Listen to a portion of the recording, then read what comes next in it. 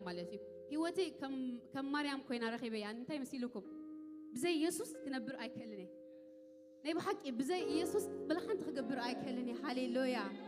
مريم كأنت أجرا وتي أخذ لي بقى مناتو بزي نصوص كخون اللي أي كلني هو تاسي كاب تشعو جزين ده حار دلوس رأتو أسب زي باللي هو تخمي جرح نبري لا مالتي آمين يسوع سلزي بزي يسوس كنبر عين خلن هاليلويا هيوسنا بزي يسوس أنا بقول لك رأي خلقه يسوس زي باللي هو كنبر أي كلن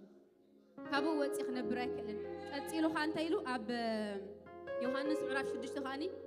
كاب شعو جميران بزحات كاب دك أمزاموتون دحريت تملسو مسؤون أي كادو نبل شعو سلزي يسوس نتوم عسر تختنا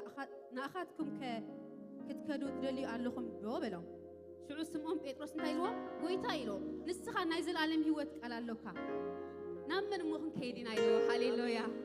نبي كن كيد كاب يسوس هاليلويا نسخة سيلو نايزل عالم هيوت على اللوكا هاليلويا سلزي بك أزي بك هيوسنا نحن ناسي بزي يسوس كنبر عين خلل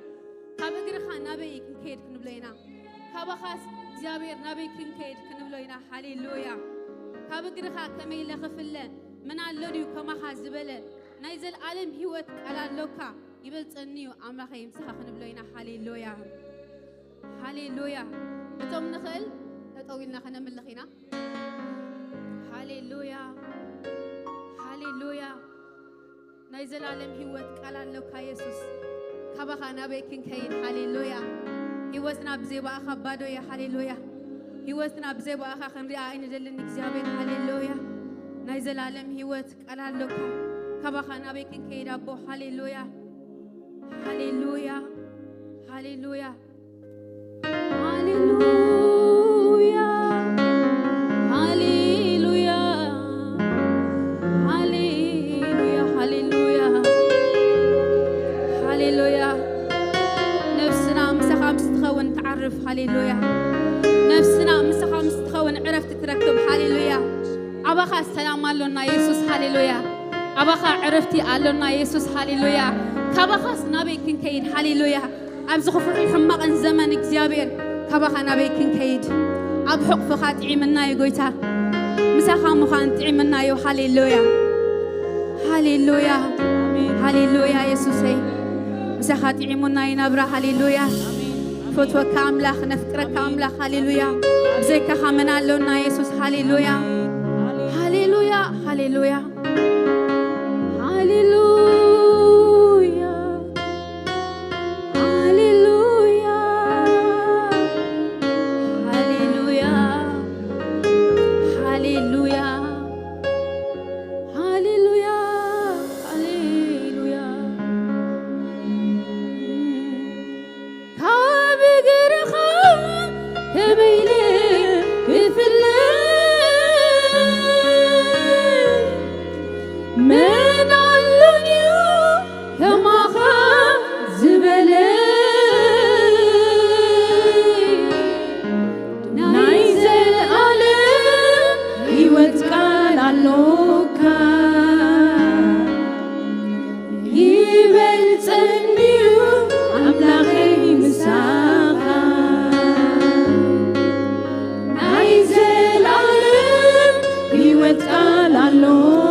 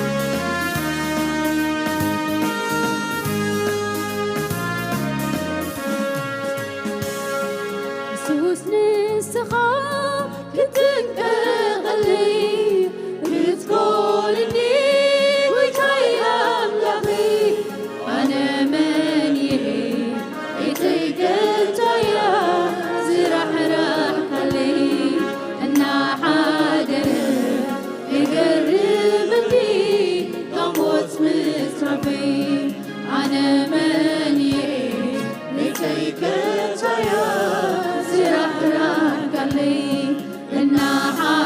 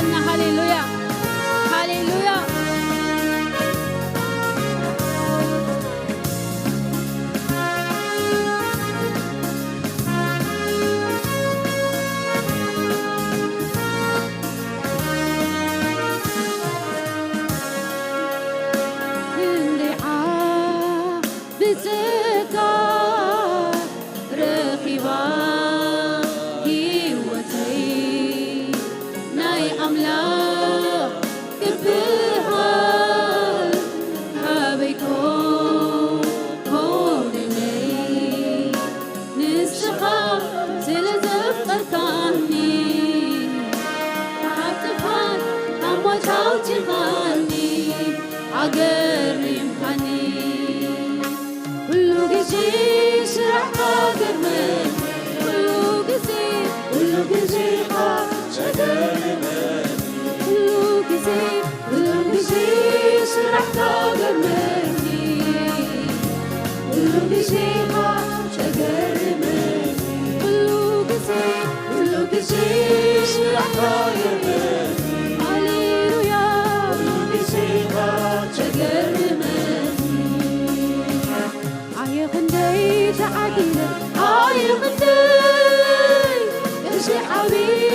أصحابي ونقول اللي عيق نديش عادلة عيق نديش هاليلويا عالمني عيق نديش عادلة عيق نديش إزي حبيتك أصحابي ونقول اللي عيق نديش عادلة عيق نديش عالمني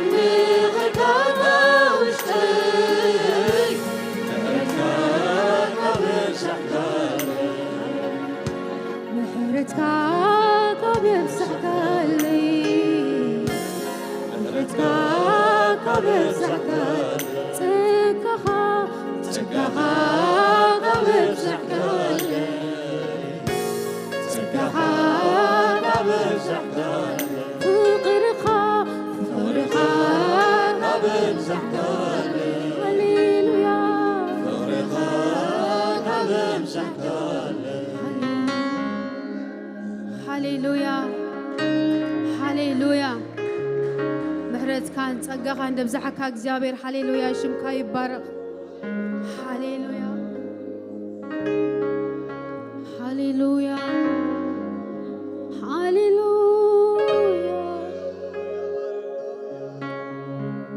ምሕረትካ እዩ በዚሕለይ ዓይካብ ሓይለይ ክለተይ ሰላም ወብዚ ምንተይ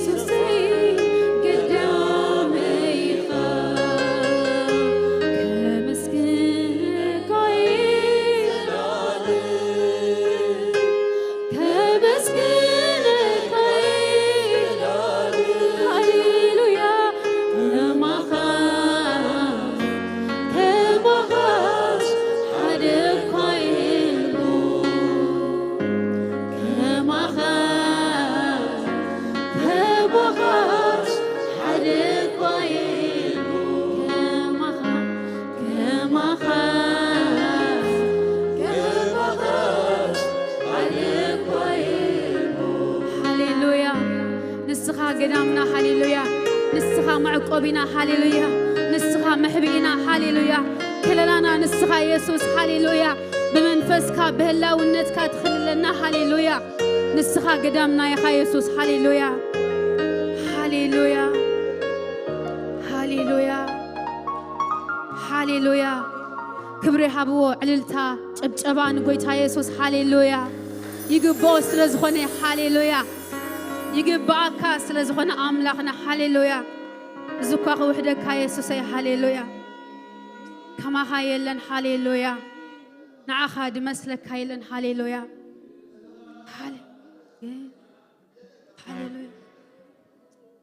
هاليلويا أملخنا قد سالي هاليلويا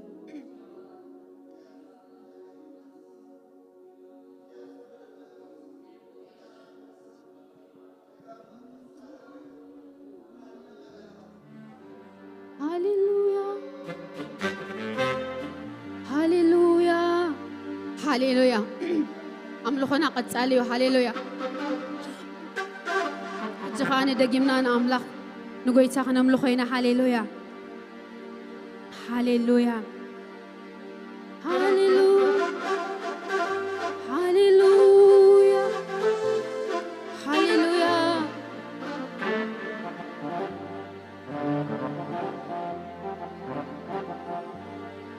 دقاقيمة كمسكني كبار خويقنا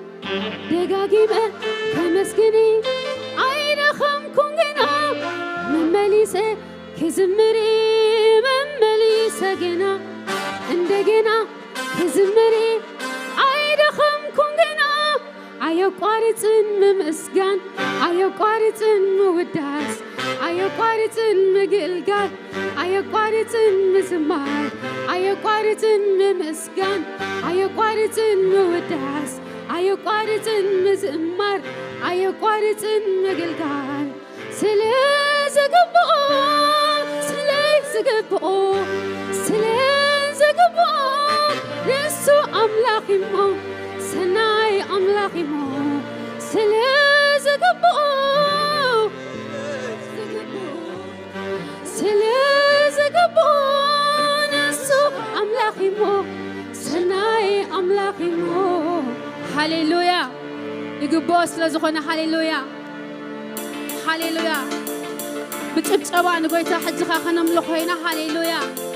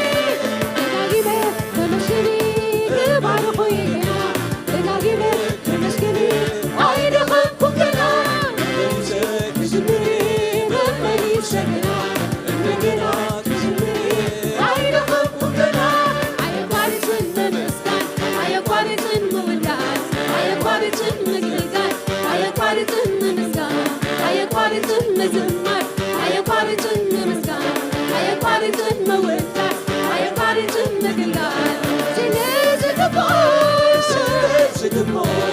سلاز قبول نسو عملاقيمو سلاي عملاقيمو سلاز قبول سلاز قبول سلاز قبول نسو عملاقيمو سلاي عملاقيمو هاليلويا الإنسان اللي هو تتبع هاليلويا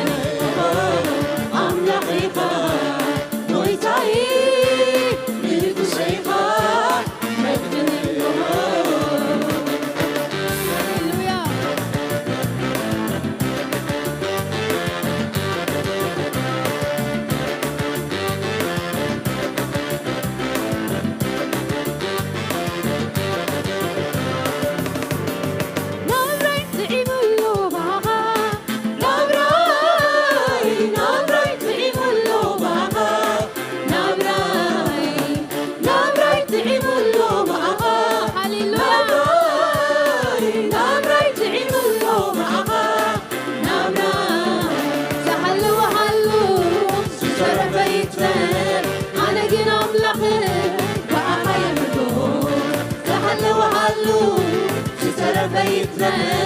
أنا جنوب لغير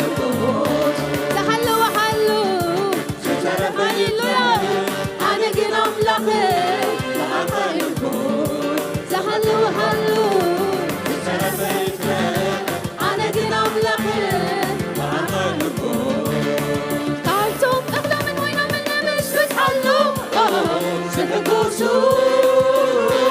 أبليتشا أبليتشا عبوشا بالبيان درها أبليتشا أبليتشا سلام بالبيان درها أبليتشا عبوشا بالبيان درها أبليتشا أبليتشا سلام بالبيان درها هاتم أغلى من ويومين مش بتحلو هاليلويا سنقوسو أبليتشا أبليتشا عبوشا بالبيان درها أبليتشا أبليتشا سلام بالبيان درها أبليتشا أبليتشا عبوشا بالبيان درها أبليتشا أبليتشا سلام بالبيان درها أبليتشا عبوشا بالبيان درها أبليتشا سلام بالبيان درها أبليتشا عبوشا بالبيان درها أبليتشا سلام بالبيان درها هاليلويا هاليلويا هاليلويا هاليلويا هاليلويا هاليلويا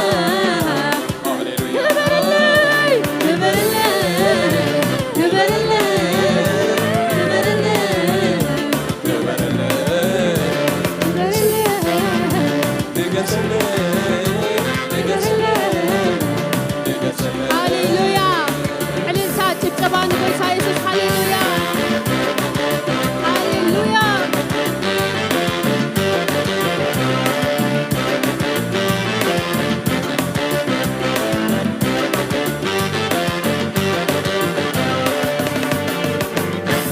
نتيخا ينزبيخا نتيخا ارستيخا نتيخا ولدويخا نتيخا كهنيخا سبلكا قويتا انكا انت عدلنا دعون شتو انكا انت عدلنا دعون جنا انكا انت عدلنا دعون شتو انكا انت عدلنا دعون جنا هاليلويا نتيخا انزبيخا نتيخا نتيخا ارستيخا نتيخا ولديخا سبلكا قويتا انكا انت عدلنا دعون شتو انكا انت عدلنا دعون جنا انكا انت عدلنا دعون شتو انكا انت عدلنا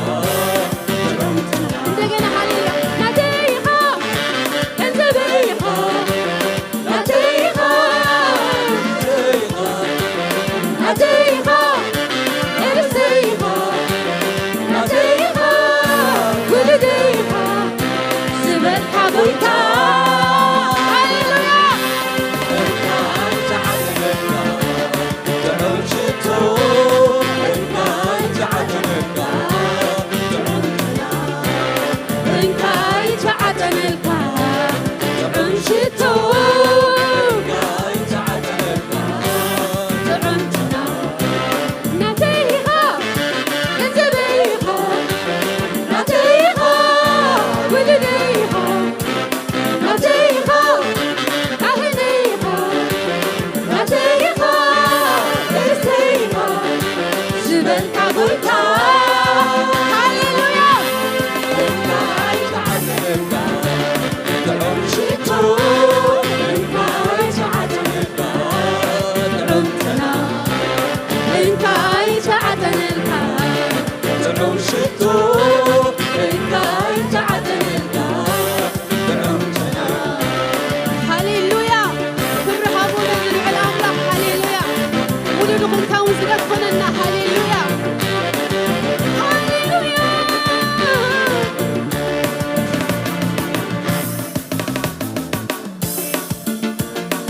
جناينكم من جنا سسمتاخ وانت صايركم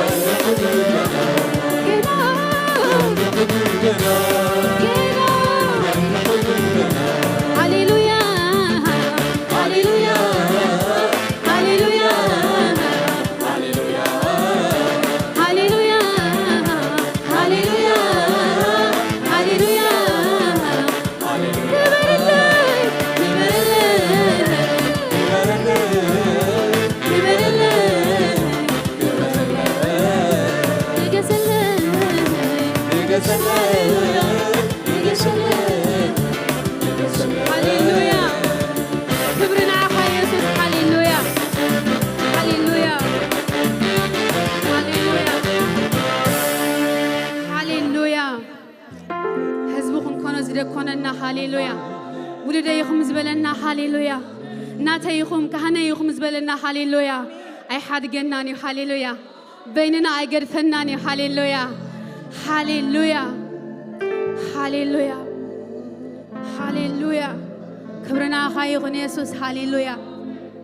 هاليلويا يجباك يا أملاخنا بانا خس كبر يجباك يا هاليلويا هاليلويا هاليلويا عب سمايا كون مدري ترق بكا تودا داري عب سمايا كون مدري ترق بكا تودا داري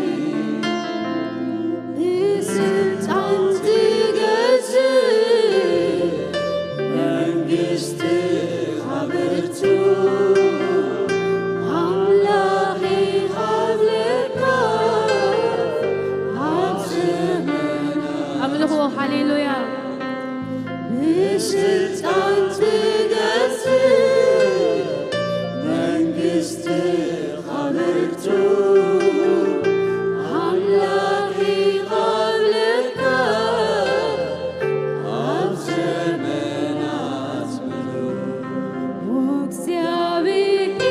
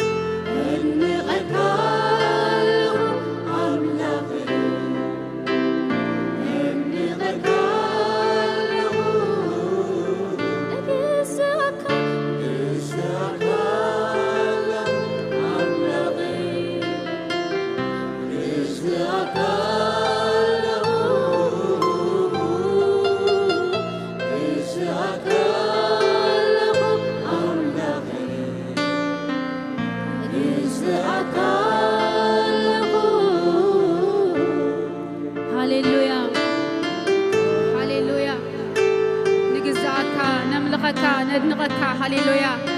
فلي أملاخ سلزغنك هاليلويا أملخنا ختوسد هاليلويا مزمورنا ختوسد بقع سلزغنك هاليلويا عللتا جبجبا نغويتا يسوس حبو هاليلويا قباك يا أملاخنا هاليلويا هاليلويا هاليلويا غويتا يبارككم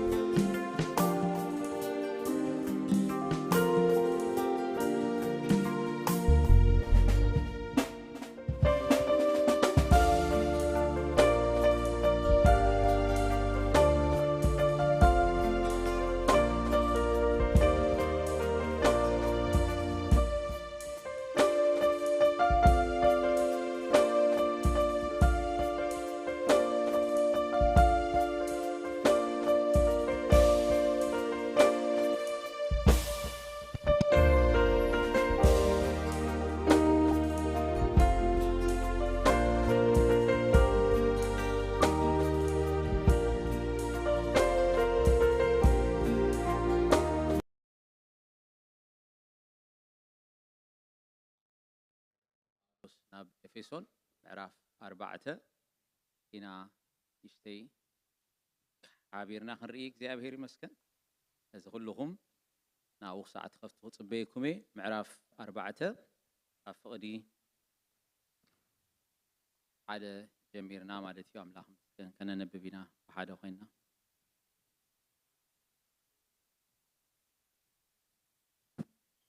يسوس قويتاي مبوي دقيمان أسور بقويتا نتتتصوعكم لو تصوعا بقعات كوينكم كتم ملالسو لمعدكم الله بتحتنا زبلن بلوهاتن بهدآتن نحال حدكم بفقري إنا تتعاوركم نتحبرت منفس بمأسر سلام غيركم كتحلوه تقادلو كم تبحنت تسفات وعهم تتصوعكم دما حدا سجان حدا منفسنيو حدا قويتا أنت امنت أنت تمكت تلعلو كلون بخلون أب كلون زلو حدا أملاخن أب بخلون نسويو كنا خب مسفره بات كريستوس نفس وكف تقا توهيبويو تلازخ نابل عليد مستيبه مركو مارغه نسبون وهبت هبه يبل ازديبه زبل جنا نابت معمو كفل مدرون مورادو انت زي كوينوس انتاي مالتيو اتزورده نخلو من تخملخ خملق لعلو خلو سماعات زديبون نسويو كلاتنا ناب حبرت امنت ناب فلتات ود املاخ ناب اخول سباي ناب لكع ملآت بتحنا كريستوس كسعنا بتصح اتم قدسان نتقبري أغلقلوت نمهنا سقا كريستوس ملوات منتي كونو إلو نسو قليوم حواريات قليوم دما نبيات قليوم كأوانجلاويان قليوم نقواسوت ممهران كونو هابا تسلينا أملاخ مسكن إلو ما أنتي أملاخ مسكن نكسي أبهير منفسو غيرو كرد أنا منفسو كزاربنا تسلينا ويتاين سخارد أنا إذا هي أوزخنا قالك نسخات راح يخاخد قلت لنا تخيل شقاب تحت هي أوزخنا قالك قالونا إذا قال زي هي أويك زي أبهير سخاخا سماين مدرني خافت إركالو بوي خا حيل خا قريت خاك زي أبهير إذا قال زي مسمعنا وشتنا خا أمس آتوا زقير زلوت حيل له ذا الساقر حيل له إذا نقال كاقلت اللي نقول له أملاخ مسكين نقال كأبرح اللي كزارب أخلني منفس يرحوك سي أبهير هاليلويا ويتانا مسكنا كالونا سلت زين قرو هبتك سلت زل علماوي مخرخا شمكا نمسكنو لنا سي أبهير أبونا أنه بزا ساعة زياء بأمنة أبتحت تلال كامتينا لنا سي أبهير ناي قال كادق كترحولنا كفتلنا بقال كتزاربنا نلبنا تزاربو كابزا معلت زي أجميرنا زي أبير هوي تأباها بقال كازلو مستير مردؤو خنكل بمنفس قدس مقلاص كون لنا نصلي علينا استمهرنا زي أبير استمهروم صبو منفس هابوم صحف سلازخونه زي أبير هوي منفس كاك زي أبير لومي كزارب يعدل نهبو لنا انا نباري خاك زي أبير هوي انه افي خفت على بامنه افي خفت نسخاخه متملؤ حسيبك زي أبير امينه زي أبير افي خفت على نسخاك زي أبير تتقملي زي أبير هوي بأفي غير كان حواتي تزاربهم نعيكا تزاربني كابز خنوت خلنا سي أبيروي بنايك قالكا حيلي تلويتنا كنكيد سي أبيروي نسخا سي أبيروي كوتا قالكا حبنا سي أبيروي نمنقدنا ننصحلو قالكا سي أبير حبنا غوبز نمنقدو بمنتاي نصح خم قالكا نفسو بمتنقاق يصحف يمو نهوك سي أبيروي قالكا لومي برهان كوننا نصلي علينا نأجرنا برهان نمنقدنا سي أبيروي مدبر برهتي كون نصلي علينا أنا سي أبيروي إنه أبز خدمي خا خزاربن كلخو فرهن رعدنا له እግዚአብሔር ሆይ ቃልካ ህያዊ ዘልዓለማዊ ሰማይን ምድርን ይኻፈጥ ይርካሉ እግዚአብሔር ዝንሪኦ ዘለና እግዚአብሔር ሆይ ጉኡዝን ዝረአን ዘይረአን ኩሉ ፍጥረት በቃልካ እዩ ጸኒዑ ዘሎ እግዚአብሔር ሆይ ማንም ነቃልካ ገልጾ አይክልኒዩ ማንም ደፊሩ ከምዚኡ ክብሎ አይክልኒሞ እግዚአብሔር ሆይ ምንቲ ምስላጥ ኮነልናስ ንስኻ ክትዛረበና ንጽልያሉና በቃልካ ተዛረበና እግዚአብሔር ናይ ቃልካ ኃይሊ ውሽጥና ይለውጦ እግዚአብሔር ሆይ ቃልካ ህያዊ قال سب زي خونك قال كاك زي أبير أما أكلنا خفص نتسلي علونا ويتاي تمسكن لا أما أكلنا سلازلوها حيلنا نسخة سلاز خونكا قلبتنا نسخة سلاز خونكا تمسكن كبرو كله بس قبر زبل نسخة بين خوسدو بشم يسوس نتسلي آمين آمين ويتاي باركم أفضل لكم مو كفلوك زي أبير استمسكن يخون هاليلويا يسوس كريستوس ويتاي الزنبب كلكم كاب إفسون عرف 4 إيو نيرو أملاخ مسكن تمليسة ناو خمت يغنمي ناو مخادي أب مزمور 133 كم زبل قال له إنه أحوات بحد حبيرهم تنبروس وقالكم تبلوا ياهم اندي عمنيو نسبلم كم تخبور زيتي أب رأسي أب شحمي أب شحم أرون نبت سفر لبسو زورديو እግዚአብሔር አብአ በረኸትን ህይወት ንዘል ዓለምን አዚዙ ሞ ከምትና በአኽራን ጽዮን ዝወርድ ጠሊ ሄርሞኒዩ ይብል አምላኽ ዝተመስገነ ይኹን ስለዚ እዚ ቃል እዚ ክዛረብ ከሎ ኣብቲ ሕብረት ኣሕዋት ዘሎ ኣብኡ እንታይ ኣሎ እዩ ዝብል ዘሎ ኣብኡ እንታይ ኣሎ በረኸትን ህይወት ዘለዓለምን ኣሎ እዩ እቲ በረኸት ድማ ከምቲ ኣብ ኣኽራን ጽዮን ዝወርድ ጠሊ ሄርሞኒዩ ይወርድ ሞ ኣይትፈልጦኒ ኻ ኣይርዳእካን እዩ ግና ኸዓ የጥልል የሰርብ ጽቡቕ ኸዓ ይገብር ኣምላኽ መስገን ምግቢ ንጥቐላቢ ዘርኢ ንዘርኣይ ዘውህብ ውሕዝ ኣለዎ ኣምላኽ ዝተመስገነ ይኹን ስለዚ ኣብ ሕብረት እንታይ ኣሎ በረኸት ኣምላኽ ኣለዎ እዩ ኣምላኽ መስገን ምሾ ባይ ዲፎልት እዩ ዝመጽእ ማለት ስለዚ መጽሓፍ ቅዱስ መቸብ ክንዛረብ ከለና ደንቅነ እዚ ምዞም ደቀይ ክዛረብ ከለኹ መጽሓፍ ቅዱስ አንቢብና ምስ ወዳእና ሕጂ ኸንታይ ክንብል ከለና ثلاث ነገራትን ዘልያ የዝብሎም ማለት እዩ ተንካ አንታይን አንቲ ቃሉ ያ ተድሊ መጽሐፍ ቅዱስ አንቢብ ከመወዳእታ መጽሐፍ ቅዱስ ታይ ከም ዝብለካ ከነግረኩም ሾርት ሳማሪ ማለት አንብብ ጠሊ ሕበርያ ምሾ ወላ ሓንቲ የብለን ኪኖዚን ሰለስተ ክትገብር ኣይነግረካኒ ማለት እዚ ኣበን እዩ እቲ ህይወት ዘሎ ማለት ዝዛረቦም ከለኹ ከምዚ ይነግሮም ነይረ ማለት ሕብረት ወይ ድማ ኣብ ቤት እግዚአብሔር ኬድካ ምስ ሓበርካ ኣይና እዩ ባ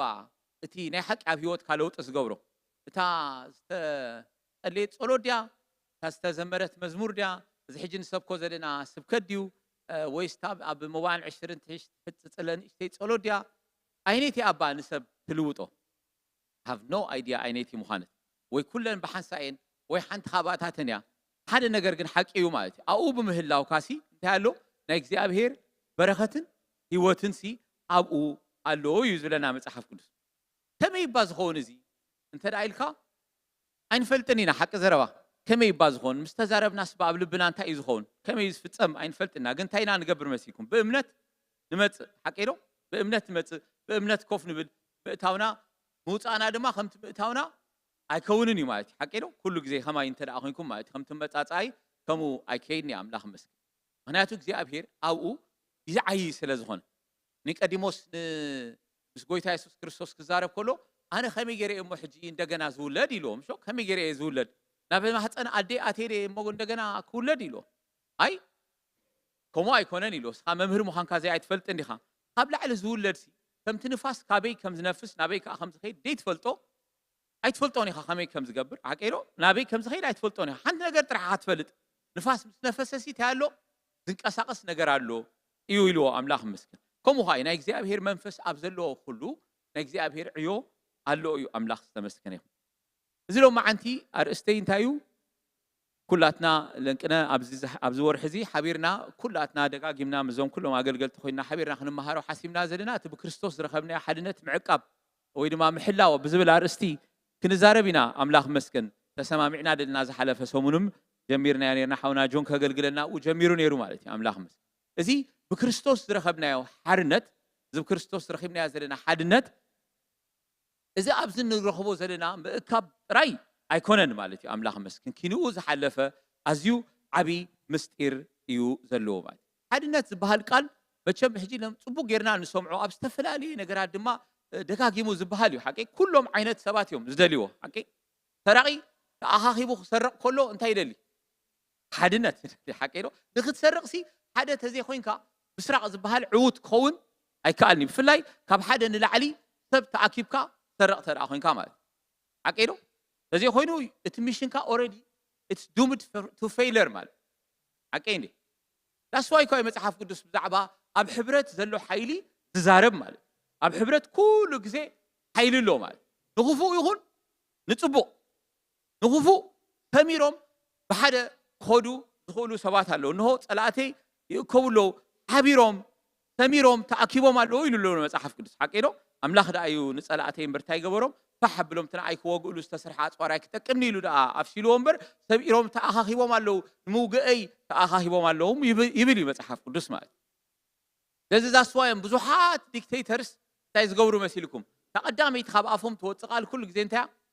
حدنت يا حد حكيرو حدنت معرة بحدا مخان تمير كام خاد يقد سومي مات لكلهم نتوم نفعات مرحتي يقد سوم نتوم كفوات مرحتي يقد سوم مال هناتو بزيبو كجبر زكاء النجر ثلاثة البو مالت نحن حدا استفلاريت منجستي تحت جبراي تخلنا كتقوم ما يتخلنا مالت that's why كل جزء أنتي منجستي كتقوم زلوا مال بحدا كتقوم زلوا أبزن إحنا نبرلو زلنا ختمة بزح ريتينجو زجودله على مراحي علنا حكيله ترجع قريب هو تريفونيش تريفون اللومات إحنا بزعدي نتأنس لازم خلنا الحمد لله كهزارب تقلي خامشم زعبا خالد تتزارب كات أجمعيو قال لهم أبزل لهم كي تخريني فرحي ماتي زعباتي وما بخالد زلوا تتزارب مات زعترو دوغن الحمد لله حكيله إيه ولا بو تخري تخيكم ندعي لكم ماتي كل ملسكم إن أنا أفتز مات أخم لهم جن أوكي بزعترو دوغن we can talk about it حكيله ترودو أبزل كده ناتو ريتينج سقدم أبيلو أنت خويني نيرو مسيكم it's extremely low نيرو مات هتسيمو approval يبلو قريبلو بقى أقول السبب فينو معلومة مودعتها ريزاين كجبري خمس بلا سمعهم علىهم نالوات نيوز ديت كاتلو لهم لما إيش يعني كيسكم علىهم مات ورديلو وديو ورد كقريب ينيرو مات لكن ترامب أوروبتي زرواس زبزحة كوروبتي كعنتر جنبيرو مات كعنتر جنبيرو بزح زارب جنبيرو قدعي ناي مودعتها إلي مسلدي زي بلون قريبلون سبعي درجة هون جنبيرو مات سبعي كوينو مات حجزن لنك أنا مات انتي كافت يروس كبتن سبنتو ناي بزحات سبات ناي فتيرو يونيتي فتيرو مال إذا عدسي تتحيزا مالت على أوروبتي نابرا قال حسين ناس اللي زلوا فرت سلنا بلنا من البات كير دعنا خيلو جينا بترجع قال يوم باندير تخلو قال يوم قبرو كنديان only by my flag my قالن دابلو يساروا له تي أبزلو nationalism ناب لعلي قطعو دامت متيو مالت هجراونت مالتي بتناي عدنا هزار أربعة أنت نفولتو مالت لذا هجراونت قربتين لعلي قطعو خب دابله ناي ترودو ريتين كابايتا نامنتاي دامت متيو نابل علي دامت متيو مالت because أبزا مدرزي أنتي كمت سلز جمريو يونايت تقبرهم سلز جمريو حد تلاقي مسرخة بس ناب يونيتي متيو مالت تلاقي كله جزء يونايت يقبرك أيو مالت متحف قدسنا تلاقي مسرخة بنا بزعبو نايفرحي يونيتي خنقبر أيكون زنقرنا متحف قدس بزعبو أون تاو يونيتي وزنقرنا حوات بحد حبيروم كنبرو خلوسي انتايو كندي سناي كندي تعمنيو نتلاقيها حبيروم تايقبرو يهارمو أيكون ندبللو كمو كو حق انت هنا مال اللهم نوم ساي انت إذا دبللو أباسي زي أبهر تعزيز له برغتن هيوت زل عالمن عزيز له يزلنا أما تحف قدسنا نايك زي أبهر برغت أبانا كعي زي أبهر كأخبانا خبز زلنا ونقد بيت مليسنا كن كيد انت رأخوينا حدنتنا الحبرتنا نسي بتعمي أقداسي نقريو مالتي أقداسي حقيو مالتي بزي حدنتنا بزي سمرتن تمرتن نايزي أكال كريستوس زي ولا حد خون هيكلني مال زغونه يكون عينة حدنت وي حبرت سلت انت لا خوينو اب 3-4 نغرات يزو كلمات وي نايتي زصوع زلو صوعي نحدنت زصوع زلو ناتو كريديبيليتي اقداسيو مال على سويلو ولق زلق زبل لومي اكيبكا صباح غدي فكاز خيد سبترا خوينو مانم سباي مصالوني مال تمصالوها حنت اخيبان نيو اي تخيدنا اكيدو وي دما نايتي سخا تكبلو زلخا علامه اقداسنتك بطعمه اقداسيو نتي سخا حبرتك تسرر تدا خوينو نويح خصنح تدا خوينو اتي تصوعلو زلخا وي تتاخخبلو زلخا علامه اقداسي has to be catchy مالتي نوشتها للبها لمنفس كانوا كل انتناها سمعت كان غريهان زبرابرو خون كالو it has to be of a thing of interest مالتي زغد سكا خونالو نعها مال تحرخوم زي كوينو أبو أفتي حدنتك كله زي بحنسا أخوي كان حدا عبي على ما ختنبر أيتغلني خامل ندحر ترديو كاجن ثبات كمان أبز مدري نحد بحدنت مخنيات وي نحدنت نمعقاب مخنياتي انت يقوريو هيوتهم كي ترفقوا يهوبيهم حقيرو هيوتهم يهوبيهم هم يكون عندي نايزي بزوحات مسخاخرينا مخنياتو بزوحات ننصانت هاجر نحدنت هاجر واغا يخفلو ስለዝኾኑ ማለት هيوتهم كي ترفق ማለት دفو نابروم دفو ገንዘቦም ህይወቶም ከይተረፈ يخفلهم ናይቲ ዓላማ ክቡርነት ምስተረዳእኻ ማለት ስለዚህ ምርዳእ ናይቲ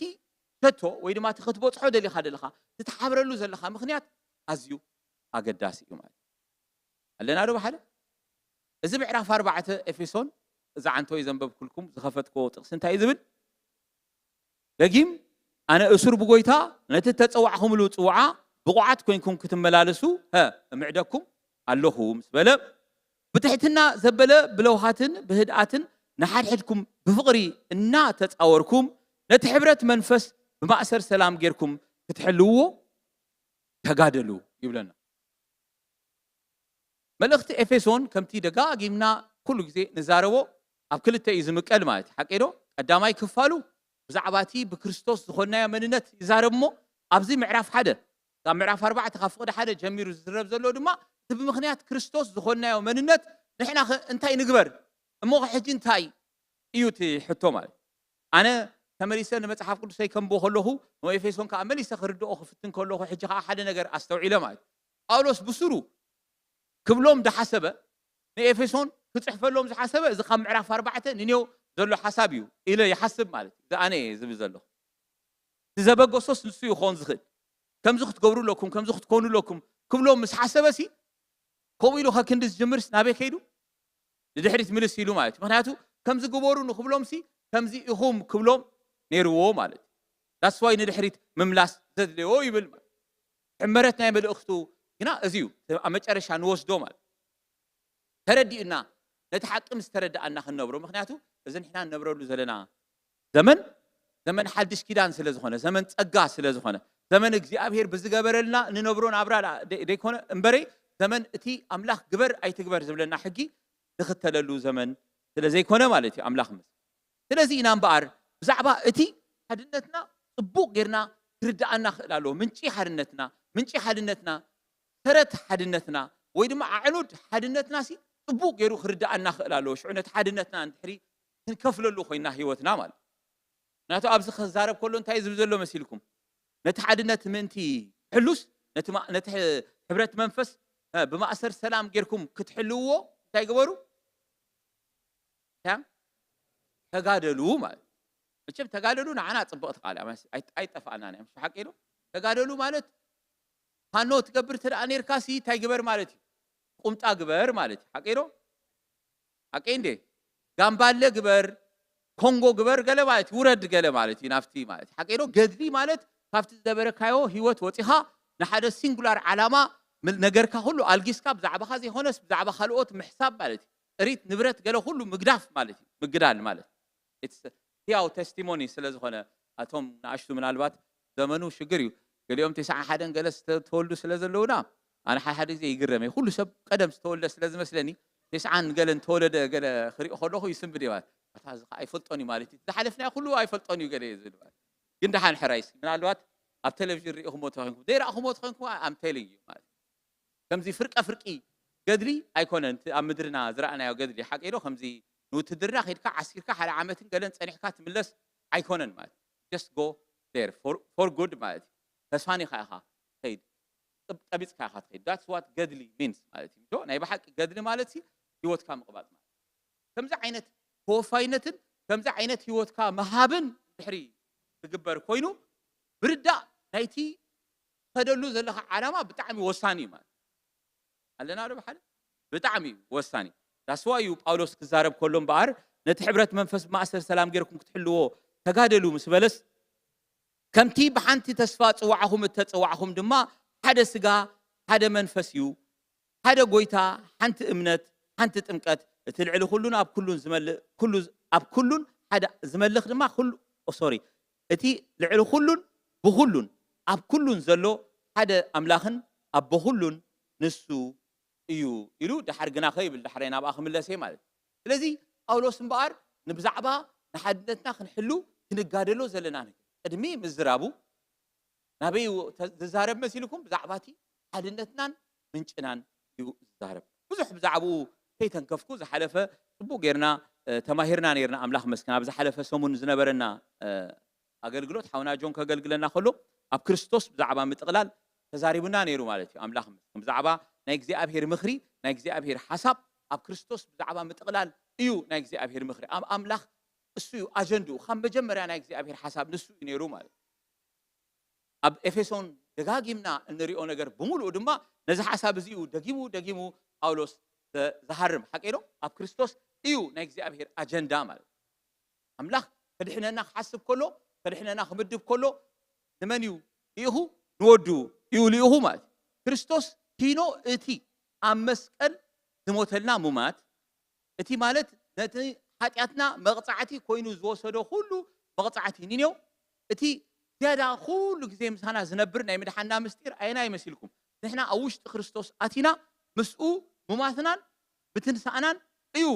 ናይ ሓርነትና ዝዓበየ ምስጢር ማለት ነዚ እዩ መጽሓፍ ቅዱስ ምስጢር ዝብሎ ንምንታይ ምስጢር ዝብሎ መስልኩም ንነዊሕ እዋን እንታይ ኮይኑ ስለ ዝነበረ ተሓቂሩ ተሓቢኡ ከይተፈለጠ ስለ ፀንሐ ኣምላኽ ስለ ዝሓብኦ እኮ ይኮነ እቲ ሓሳብ ስንኣምር ሰብ ክርድኦ ኣይክእልን ስለ ዝነበረ እምበር ኣምላኽ እንተበቲ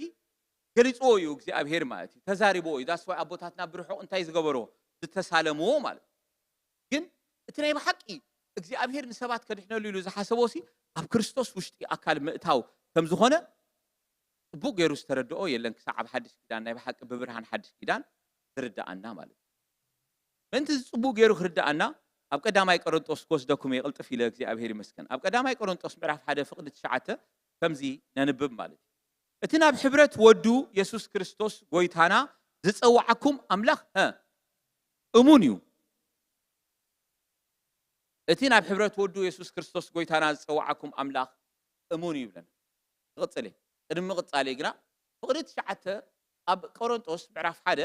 ኣብ ላዕሊ ጳውሎስ ሰብ ቆሮንጦስ ሓፂር ሰላምታን ሓፂር መእተውን ምስ ገበረ ኢሚዲየትሊ እዩ ናብ ምዕራፍ 1 ፍቕዲ 9 ቀልጢፉ ናብ ጉዳዩ ኣትዩ ማለት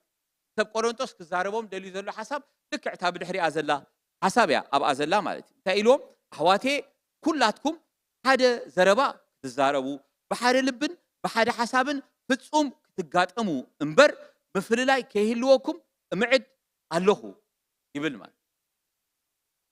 ዘገደሶ ጳውሎስ ዘጽሓፎ ሓደ ካብቲ ከጽሕፎ ነዚ መልእኽቲ ዘገደዶ ነገር እንታይ እዩ ዛዕባ ሰብ ቆሮንጦስ ሰብ ቤት ቆሎኤ እንታይ ገይሮም ኣሎ ነጊሮም ኣሎ እንታይ ኢሎም ነጊሮሞ ሓደ ኣነ ናይ ጳውሎስ ሓደ ናይ ኣጵሎስ ኣነ ናይ ኬፋ ክብሉ ገሊኦም ከዓ ናይ ክርስቶስ ዝብሉ ዝፈላለዩ ኣብ ማእከሎም ምፍልላይን ትምረት ዘይብሉ ኣካይዳን ይኸዱ ከም ዘለው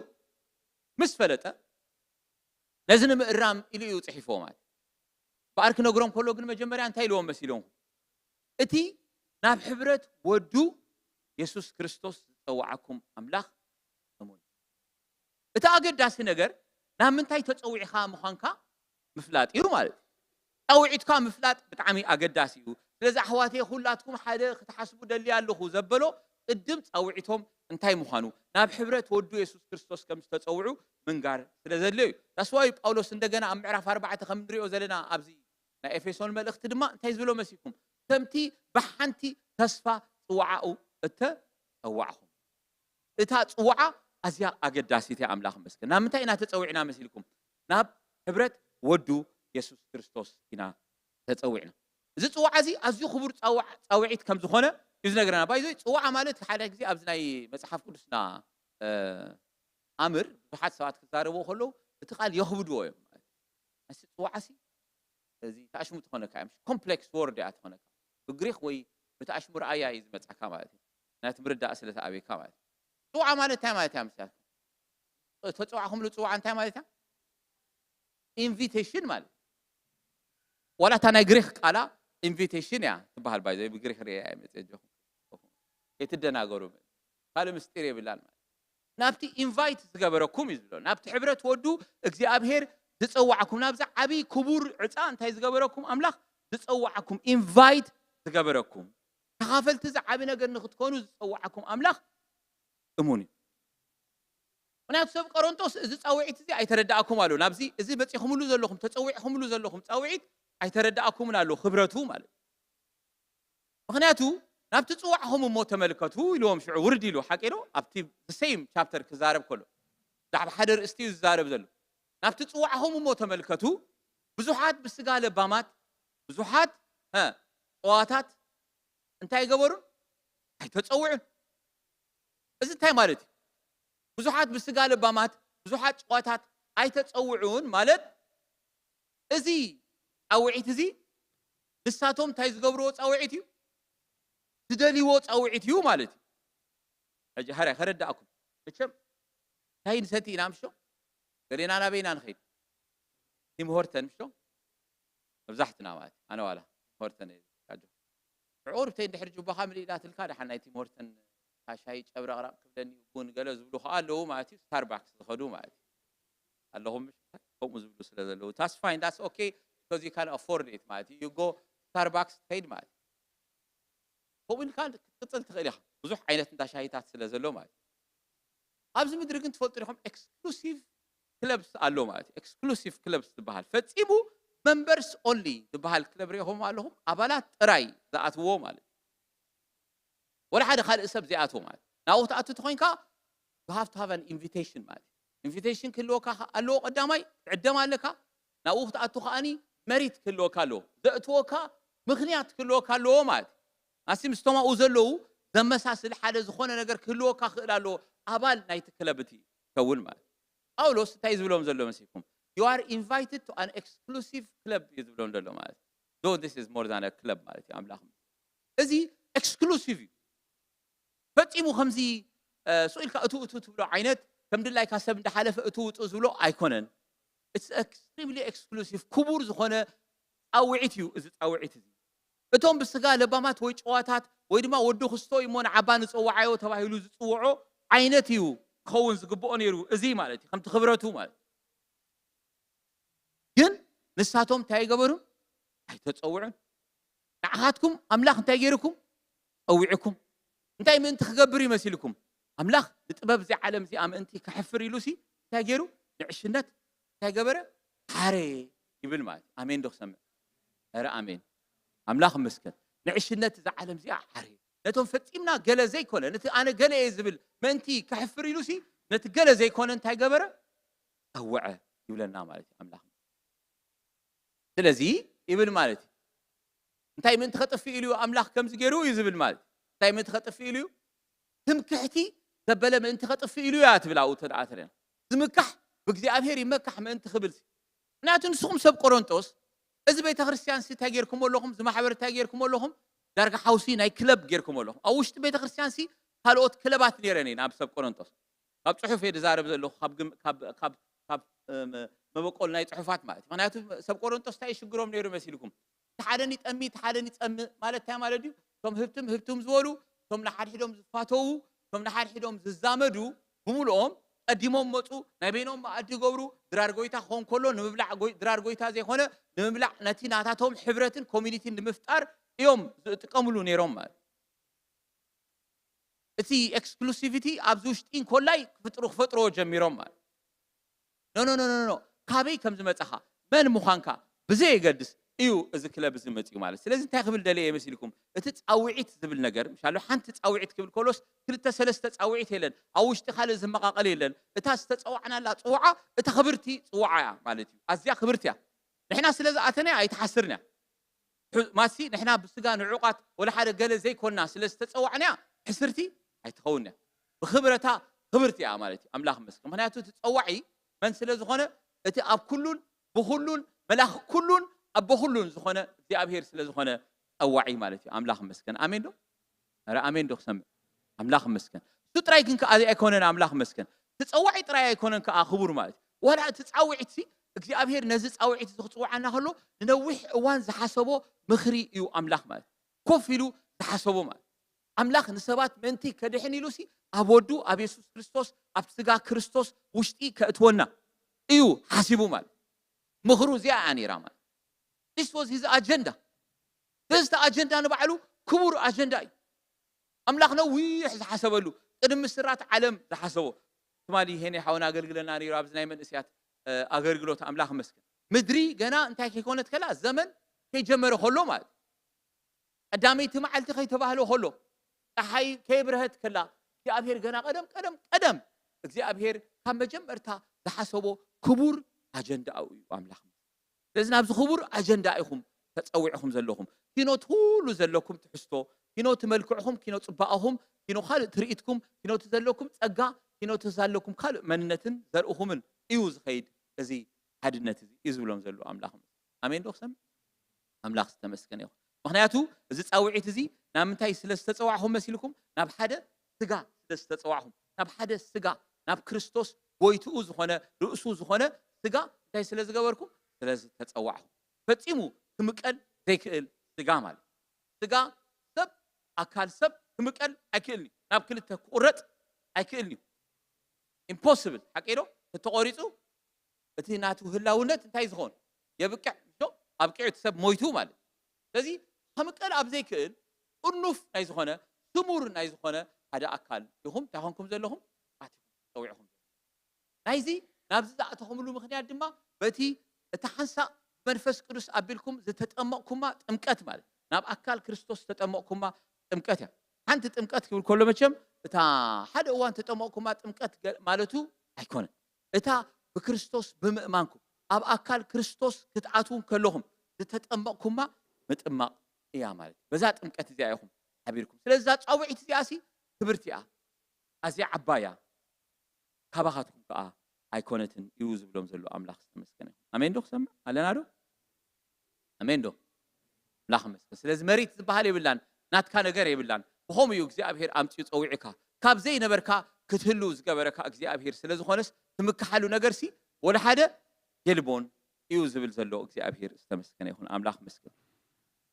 ጳውሎስ ንሰብ ገላትያ ክዛረቡ ከሎ ከምዚ ኢሎም ኣብ ምዕራፍ 3:26-27 ከምዚ ይብል ብክርስቶስ እተጠመቕኩም ዘበልኩም ንክርስቶስ እንታይ ገበርኩሞ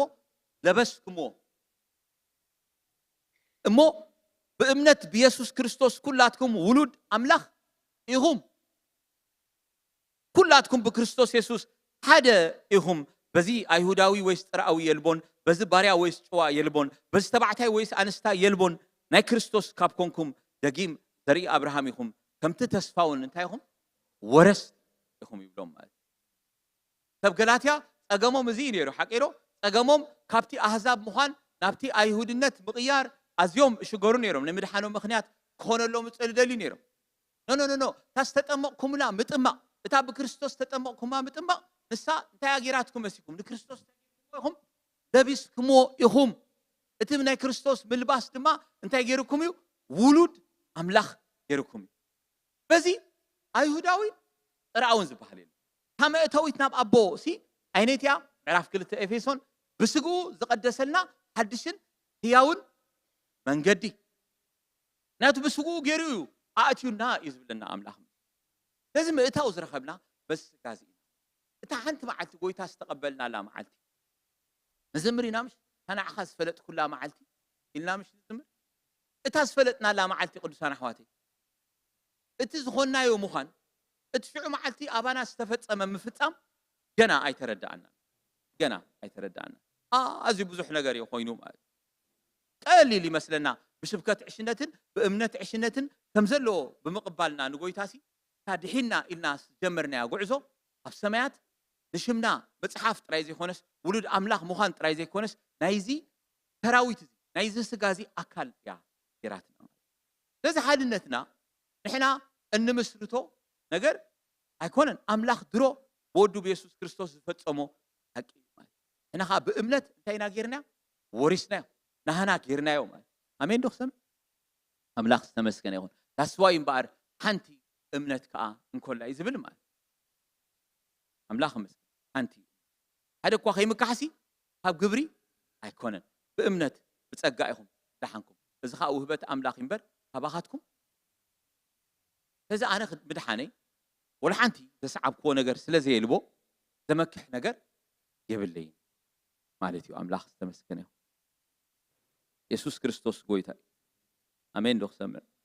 ስለዚ ፃውዒትና ክቡር እዩ ናብዚ ክቡር ፃውዒት እዚ ድማ ኣቲና ኣሎና ከመይ ኢልና ኢና ብሓድነት ክንነብር ነዚ ሓድነት እዚ ክንዕቅቦ ቅድሚ ምሕሳብና ሲ እዚ ክቡር ፃውዒት እዚ ፅቡቅ ገይሩ ክርዳኣና ክእል ኣለዎ ኣምላኽ ብወዱ ዝሃበና ዕድል ርስቲ እዩ ማለት እዩ ኣምላኽ ገሊኡ ክርዳኣና ክእል ከይርዳኣና ከዓ ክእል እዩ ማለት እዩ ኣምላኽ ከይርዳኣና ክእል እዩ ዳስ ዋይ ጳውሎስ ኣብ ምዕራፍ 3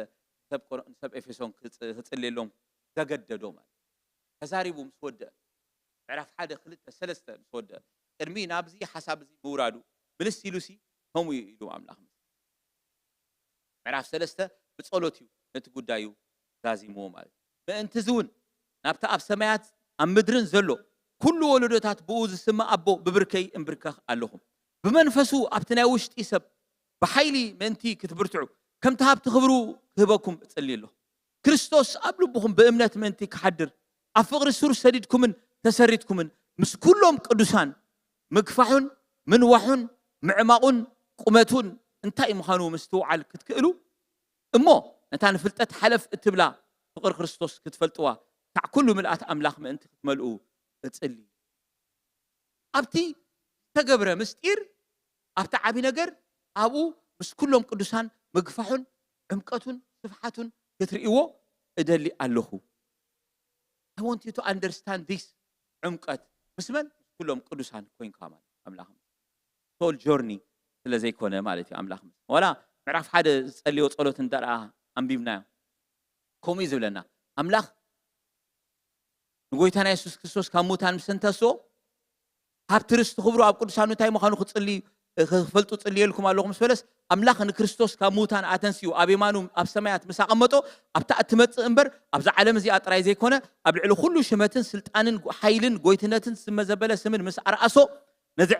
ነቲ ሕልፊ ዘለዎ ዓብዩ ሓይሊ ኣባና ኣባኹም ኣባኻ ጥራይ ኣይኮነን ኣባና እናኣምን ዘሎና ከም ስልጣን ሓይሉ ኣብ ክርስቶስ ዝገበሮ ግብሪ ንስኻትኩም እንታይ ምዃኑ ክትፈልጡ እጽልየልኩም ኣለኹ ንኹሉ ኣብ ትሕቲ ኣጋሩ ኣግዝኦ ኣብ ልዕሊ ኩሉ ርእሲ ምእንትኸውን ድማ ነታ ማሕበር ወፈዮ ንሳ ከዓ ስጋኡ እቲ ኣብ ኩሉ ብኩሉ ዝመልእ መልኣቱ እቲ ኣብ ትሕቲ እግሩ ዘግዝኦ ኣምላኽ ነታ ማሕበሩ ይወፍዮ ንሳ ከዓ መልኣቱ ኣምላኽ መወዳእታ ናይ እግዚኣብሔር ኣጀንዳ ነገር ኩሉ ናብ እግዚኣብሔር ምጥቕላል እዩ ኣምላኽ መስኪን ነገር ኩሉ ናብ እግዚኣብሔር ምጥቕላል ናቱ ኣምላኽ ኣብ ኩሉን ብኩሉን ምእንቲ ኸውን ማለት እዚኣ እታ ማሕበሩ እያ ገብሮ ናብኣ ከዓ እዩ እቲና ነዚ ሓቂ እዚ ከዓ ጽቡቕ ገይሩ ክርዳእና ኩሉ ግዜ ክንጽሊ ግባኣና እዩ ማለት እዩ ኣምላኽ መስኪን ኣሜን ዶ ክሰምዕ ኣለና ዶ ብሓደ ኢትስ ሜኪንግ ሰንስ ኣምላኽ መስኪን ስለዚ ጳውሎስ ጥራይ ግን ኣይኮነን ከዓ ጸልዩ ጎይታ ኢየሱስ ክርስቶስ ኣብቲ ናይ መወዳእታ መዓልቱ ላስት ዊክ ጆን ሓውና ማንቢብልና ነይሩ ዮሃንስ ምዕራፍ 17 ብቕዲ 21 እንተደኣ ኣንቢብና ጎይታ ናይ መወዳእታ ጸሎቱ ካብዛ ሕጂ ዘለውዋ ፈተና ኣናግፎም ጥራይ ደኣ እምበር ፀገም የለን ኣይበሎም ወይ ካልእ ኢሉ ኣይጸልይን ሓንቲ ዝጸልየሎም ጸሎት እንታይ እንተይና ዓለም ንስኻ ከም ዝለኣኽካኒ ምእንቲ ክትኣምንሲ ወኣቦይ ከምቲ ንስኻ ኣባይ ዘለኻ ኣነ እውን ኣባኻ ከምኡ ድማ ንሳቶም ኣባና ሓደ ክኾኑ ኩላቶም ሓደ ምእንቲ ክኾኑ እልምን ኣባና ሓደ ክኾኑ ንሳቶም ከዓ ሓደ ክኾኑ እልምን በአንድነት ሲ ፍጹማት ሆኑ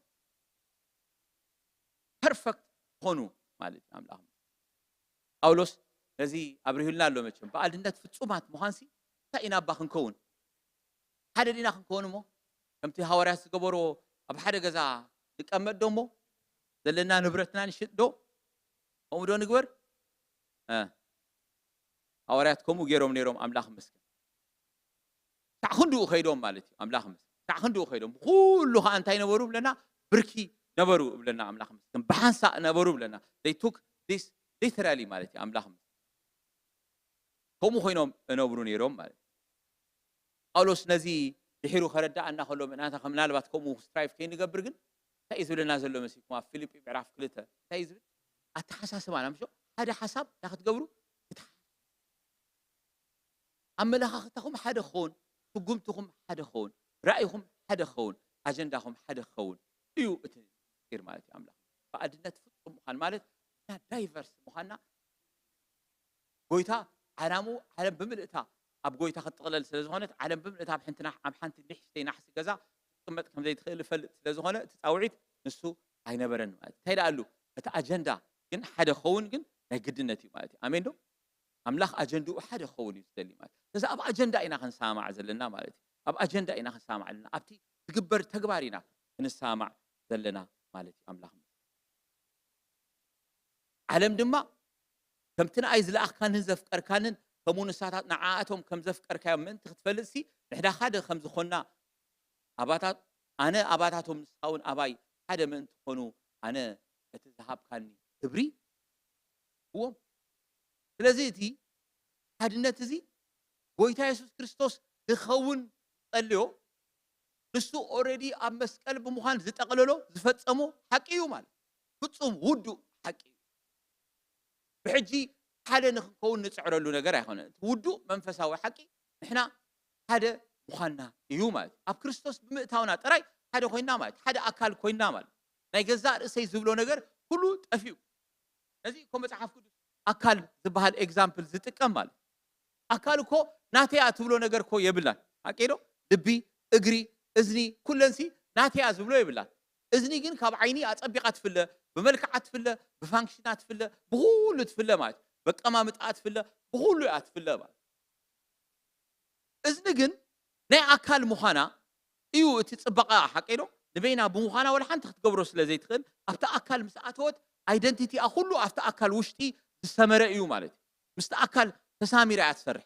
ዳስዋይ ጳውሎስ ክዛረብ ከሎ ብዘሎ ኣካል ብደገፍ እቲ መመላገቢ እዩ ዝብለና ማለት እዩ እንተዘይተጋግየ ደጋጊመ ከምዚ ኢለ ተዛሪበ ኣለኹ ነፍሲ ወከፍ ኦርጋን ኣብ ኣካልና ዘሎ ናይ ባዕሉ ዝኾነ እንታይ ኣሎ መትኒ ኣሎ ብመትኑ ገይሩ ተሓሒዙ ናበይ ዝተሓዝ መሲልኩም ናብ ርእሲ እዩ ዝተሓዝ ፕሮክሲ ዝበሃል የብሉን ከምዚ ሓደ ምስከደሲ ተላጊቡ ተሓደ ኻነት ሓደ እዞ ገለ ከምዚ ብምቅባል ናይ ዱላ ትእዛዝ የለን ማለት እዩ ኣምላኽ ኩሉና ናብ መን ኢና ንመፅእ ናብ ክርስቶስ ኢና ንመፅእ ናብ ክርስቶስ መፃና ድማ ኩሉ ካብ ክርስቶስ ኢና ንቕበሎ እቲ ዕዮና ዘበለ ብሙሉእ ግና እንታይ መሲልኩም እቲ ኮሄረንት ዝኾነ ፋንክሽን ማለት ብሓደ ኮይኑ ሰሚሩ ዝዓይ ዕዮ እዩ ማለት እዩ ኣምላኽ ኣሜን ዶ ክሰምዕ ኢየሱስ ክርስቶስ ጎይታ ስለዚ እቲ ናህና ፅበቐ ኣብቲ ሕብረትና እዩ ማለት እዩ ኣምላኽ ኣሜን ዶ ክሰምዕ ኣብ ምድሪ ዘለዉ ቅዱሳን ክቡራት እዮም ክቡራን እዮም ባህገይ ከዓ ኣብኣታ ዶ በልኩ they're excellent ኣብ ምድሪ ዘለዉ ብሩኻት ቅዱሳን ትብል ኣብ እንግሊዝ excellent እስኻትኩም ሲ excellent ከምኡ ብል ነይረ ማለት ኣብ ላዕሊ ኣብ ገዛ ኮይነ ሓስብ ከለኹስ ንርእሰይ ኣብዚ ኮይነ ርእያስ ከምዚ ረኽሪእ ከለኹስ እዮም ስክተይ ክፅቡቕ እዮም ክብል ማለት ተረዲእኹም ኣለኹም ከምኡ ክብል ሲ ክእል ኣለኒ ሰይዳ it doesn't matter ኣብዚ ገሊኹም ሲ ዘይትፈትኑ ዋላ ክትብሉ ትኽእልኹም it doesn't matter you're so excellent ኣምላኽ ፅቡቓት ስለ ዝገበረኩም ማለት እዩ ፅቡቓት ክትኮኑ ኣብቲ ኣካል ክርስቶስ ኣትይኹም ስለ ዘለኹም ብምእታውኩም ማለት እዩ ኣምላኽ ኣብቲ ኣካል ፓርት ብምዃንኩም ናይቲ ኣካል ብምዃንኩም ሲ ኣባኻትኩም ብሉፅ ፅባቐ ኣሎ ኣብቲ ሕብረትኩም ፅባቐ ኣሎ ባህገይ ኣብኦም እዩ ዘሎ በልኩ there is my delight ሓጎሰይ ኣብኡ እዩ ዘሎ በልኩ ባህታይ ኣብኡ እዩ ዘሎ በልኩ ይብል ኣምላኽ ኣሜን ዶ ስለዚ ኣዝኹም ብሉፃትን ፅቡቃትን ኢኹም እቲ ብጎይታ ዝረኸብናዮ ሓድነት ንሱ ብሉፅ ነገር እዩ ኣምላኽ ዝተመስገነ ነዚ ኢና እምበኣር መፅሓፍ ቅዱስ እንታይ ክንገብሮ ዝምሕደና ዘሎ ወይ ክንሕልዎ ክንጋደል ዝነግረና ማለት እዩ ናቱ እቲ እኩይ መጀመርያ እንታይ እዩ ዝገብረና መሲሉ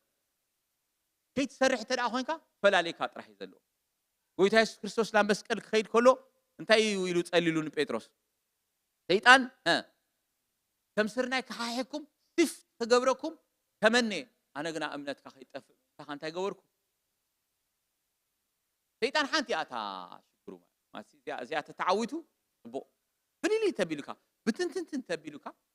ብኣካል ድላይካ ክትገብር ትኽእል ኢኻ ማለት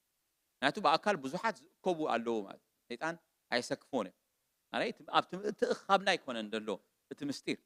ምስጢር ኣብቲ ብጎይታ የሱስ ክርስቶስን ብሲንጉላሪቲ ኦፍ ፐርፐዝን በቲ ናይቲ ሓድነት ናይቲ ዓላማና ብእካብና ኣብኡ እዩ ዘሎ እቲ ምስጢር ማለት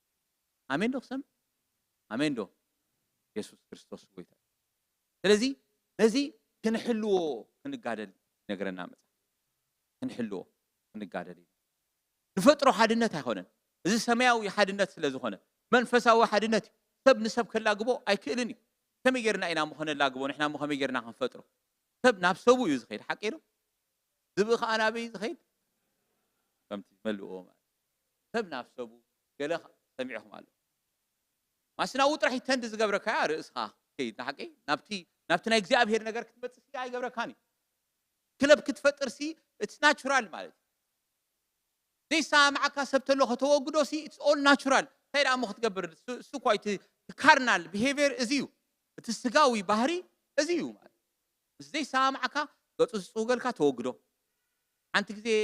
ስትራይክ ትቦ خليت ተደጊሙ ኦፍ ወዲኡ ማለት ቱ ስትራይክስ ካልሴት ተደጊምካ አኺልካ አብሶሉት ቫልዩ ከተወካ ድሕሪ ሰላም አይብለካኒ ኸይትሬዲ ገለ ዝዓይነቱ ትብሉ ትኾኒኹም ብውሽጥኹም ማለት ሎሚ ብጎይታ ብኢየሱስ ክርስቶስ ሽም ካብ ህይወትኩም ይመንቆስ እዛ ዓይነት ባህሪ እዚ ማለት አላህ ናቱ ንሓድሕድኩም እንታይ እንዳገበርኩም እና ተጻወርኩም ስለዝብል አሜን ዶክተር እጂ ዚ ኩራ ምፍኽናን ገለሲ በቃ ምዳጓ ሓፍጥራይ ኸኣት ዘሎ አሜን ዶክተር አለሁም አሜን ዶክተር ራ አሜን በሉ ግሪኹም ሰ አሜን አይበልኩ ኖ ክጸንሕ አነ ስትራይክ ሞቼ ገኛለው ነዚ ተገዲፈ ወገለ ትብሉ ኣለኹም ትመስሉሞ ዛሓና will continue another 10 15 minutes ሽዑ እንቲ ከግድፈኩም ማለት እዩ አምላኽ መስኪን አሜን ዶክተር እረሽ ይግርም ሃሌሉያ ጳውሎስ ክዛረብ ከሎ እንታይ ኢሉ መሲኩም ኣብ ምዕራፍ ኣብ ዝንዛረቦ ፀናሕና ምዕራፍሲ ውርድ ኢሉስ ግናኸ ትብል ቃል ኣለ ሓቂ ነው ግናኸ ንነፍስ ወከፍ ብመስፈር ውህበት ክርስቶስ እንታይ ኣሎ ጸጋ ሓደ ኢና ማለት ተፈላለየ ጸጋ ኣለና ማለት ተፈላለየ ጸጋ የብልናን ወይ ድማ ዳይቨርስ ኣይኮንናን ማለት ኣይኮነን ብዙሕ ፍልልያት ክህልወና ይኽእል እዩ ማለት ገሊና ፈጣናት ገሊና ዝሑላት ክንኮን ንኽእል ኢና ፈጣንን ዝሑልን ብሓንሳቕ ክትገብሮም ጥራሕ እዩ ዘለካ ኣለኾኖም ሳይ ከዚይ ኮይኑ ኣኺልካ እዩ ሓቂ ኣለና ዶ ሓደ ጎይታ ክመርፆም ከሎ ነቶም 12 ሲ ነፍሲ ወከፎም ሲ ነናቶም ባህሪ እዩ ዘለዎም ማለት ከም ጴጥሮስ ዝዓይነቶም ዝሸቡ ኣለዉ ፈፂሞም ሽሞም ደይፍለጥ ህዱኣት ከዓ ኣለዉ ማለት እዞም ኩሎም ግና ብሓደ ኮይኖም ክሰርሑ ጥራሕ እቲ ተፃውዒቶም ማለት እዩ ኣምላኽ ምክንያቱ ነቲ ዝሸብብ እቲ ህድእ ዝብል ታክገብሮ ከዝሕሎ እቲ ዝሸብብ ነቲ ህድእ ዝብል ከይድቅስ ከተንስኦ እዩ ብሓንሳእ ምዃን ዘድሊ ማለት ኩሉኻ ትሸብብ ብሓንሳእ ተተኣኪብካ ኣኺልካ ኣለና ዶ ሓደ ኮንጨፊ ናበይ ምዃኑ ንድዒ ማለት መትሓዚ ዘይብላ ፍሬኖኣ ዝተበጠሰት ማኪና ናይ ምዃን ተኽእሎ ስለ ዝህሉ ማለት ሳስዋይ ኣምላኽ ዳይቨርስ ገብረና ማለት እዩ ዝተፈላለዩ ዓይነት ውህበታት ዝህበና ማለት ኣስዋይና ንሕዋትና ክሪኦም ኮለና በቲ ኻባና ዝተፈለይዎ ምፍላይ ክሪኦም ዘለና ማለት እዩ ኣብቲ ዲፈረንስና ኢና ኣድናቆት ክህልወና ዝግብኦ ማለት እዩ ኣስዋይ ጳውሎስ ከምኡ ዝብል ዘሎ ዝተፈላለየ ውህበት ኣለና ዝተፈላለየ ጸጋ ኣለና ዝተፈላለየ ዓይነት ኣተሓሳስባዊ ተዓባብያና ኣለና እቲ ተዓባብያና ንባዕሉ እግዚኣብሔር ገሊኡ ዘቐመጦ እዩ ገሊኡ ሰይጣን ዘቐመጦ ኣሎ እንዲ ካብ ተዓባብያና ኣቢዩዝ ኮይና ላዕበና መዓት መከራ ዝበልዓና ሰባት ከዓ ክንከውን ንኽእል ኢና ብፍላይ ንሕና እዞም በዚ ምድርና ዝመፃና ህዝቢ ማለት ገሊኡ ኣነ ከምኡ እንደ ገለ ዘይ ኣይንበል ሕራይ ዶ ማለት ገሊኡ ዘይጥዕና ክኸውን ክእል ናይ ኣምላኽ ዘይኮነ ክእል እዩ ኣብ ጉዕዞና ዝተሰከምናዮ መዓት ጋርቤጅ ኩሉ ክእል እዩ ክንጉሕፎ ጥራሕ ኢና ደለና ማለት ኣሜን ዶ ክሰምዕ ኣነ ከምዚ እንደ ገለ ኣይትበል ማለት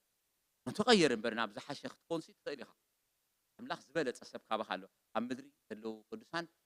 ኤክሰለንት እዮም ኣምላኽ you're called excellent ኣሜን ኣምላኽ ካልእ ግን እቲ ናትካ ፍልሊ ጽባቐኻ እዩ ኣምላኽ እንተ ኣባኻ ዝተቐመጠ በበይኑ ዘሎ ጸጋ እሱ እዩ ትጽባቐ እሱ እዩ እታ ማሕበር ዘድልያ እሱ እዩ እታ ማሕበር ዘኺዳ ንቕድሚት ማለት ነዚ ኢና ዝተፈላለየ ዓይነት ነገራት ኣብ ማእኸል ኣብ ውሽጥና ከም ዘሎ ኣብ ኣካላትና እኳ ደሎ ኤግዛምፕል ዝሃበና ኣምላኽ ምክንያት እዚ ገሊኡ ኣይንፈልጦን ኢና እንታይ ማለት ምዃኑ እንታይ ከም ዝገብር ከማን ኣይንፈልጦን ኢና ገሊኡ ፈፂምና ኣይንፈልጦን ኢና ተገርመንላ ሓንቲ ጤሮ ሓፍተ ይወዳይና ዕልን ኣብ እዝንና ለሓንቲ ማይክሮስኮፒክ ዝኾነትኒ ተይ ነገር በዚኣ ተቐመጠት ማለት you'll only see the effect ሳንድሕሪ ከም ገለ ኮይና እታ ከም ገለ ተኾይና ከምዛ ኢልናያ ዘለና ኮፍ ከማን ክንብል ኣይንኽእል ኤረክ ጥዕና ዘሎ ኮፍ ክትብል ኣይትኽእል ርእስኻ ኩሉ ዞረካ ዓለም ኩላ ኣብ ዙርያኻ ትዘውር ገለ ትገብር ኣብያ ኣላ እንታይ ኣላ ሽማ ከማን ኣይትፈልጥዋን እዮም ሓቂ ዶ ኖ ኢቭን ኖ ግን ንሳ ነዚ ኩሉ ፋንክሽን ናይ ኣካልና ተሰሪዑ ክኸይድ ገብሮ ማለት ዳስ ዋይ ኣምላኽ ዳይቨርስ ዝኾነ ኣዝዩ ብሉፅ ዝኾነ ነገራት ኣብ ኩላትና ዘቐመጠ ማለት እዩ ኣምላኽ ኣሜን ዶ ክሰምዕ ስለዚ ከምኡ እዩ እንኮላይ ይብለና እሞ ውድእ ከሎ ጳውሎስ ግን ተመሊሱ ከዓ ናበይ መልስ መሲልኩም ከምኡ ኢሉ ክዛረብ ምስ ፀንሐ ኩላትና ናብ ሕብረት እምነት ናብ ፍልጠት ወዲ ኣምላኽ ናብ እኹል ሰብኣይ ናብ ልክዕ ምልኣት ብፅሕና ክርስቶስ ክሳዕ ንበፅሕ እቶም ቅዱሳን ንግብረ አገልግሎት ንምህናፅ ስጋ ክርስቶስ ብሉዓት ምእንቲ ኮኑ ኢሉ ንሱ ንገሊኦም ሐዋርያት ገሊኦም ነቢያት ገሊኦም ከዓ ወንጌላውያን ገሊኦም ከዓ ጓሶት መምህራን ኮኑ አበ እቲ ውበታት ዳይቨርስ እኳ ይኹን ዳ እምበር እቲ ውበታት እናቱ ክሽነ ክኸፍት ግን ኣይኮነን ተዓላማ እዩ ኣለኹሎም ሳይ እቶም ቅዱሳን ሲ ንግብረ አገልግሎት ተዳልዮም ፍጹማት ምእንቲ ኮኑ ንሕና ከዓ ናብ ሕብረት እምነት ናብ ልክዕ ብልዓት ብፅሕና ክርስቶስ ናብ እኹል ሰብኣይ ምእንቲን ክንበፅሕ እዩ ዝኹሉ ውበታት ኣይኮይኑ ዝሰርሕ ተደጋጊፉ ዝዓይ ማለት at the end of the day እቲ ዳይቨርሲቲ ናሲ ዓዩ ናብ ሓደ ዩኒቲ እኹል ሰብኣይ ምሉእ ሰብኣይ ከምፅእ ክእል ኣለዎ ከም ኣካል ማለት እዚ እቲ ናይ ኣካል ሜንታሊቲ ተረዳእካ እንተደኣ ኮይኑ ኣብቲ ኣካል ውሽጢ ኣተኻ ድማ ነቲ ናይቲ ኣካል ዕዮ ኢኻ ተዓይ ማለት ኣሜን ዶ ክሰምዕ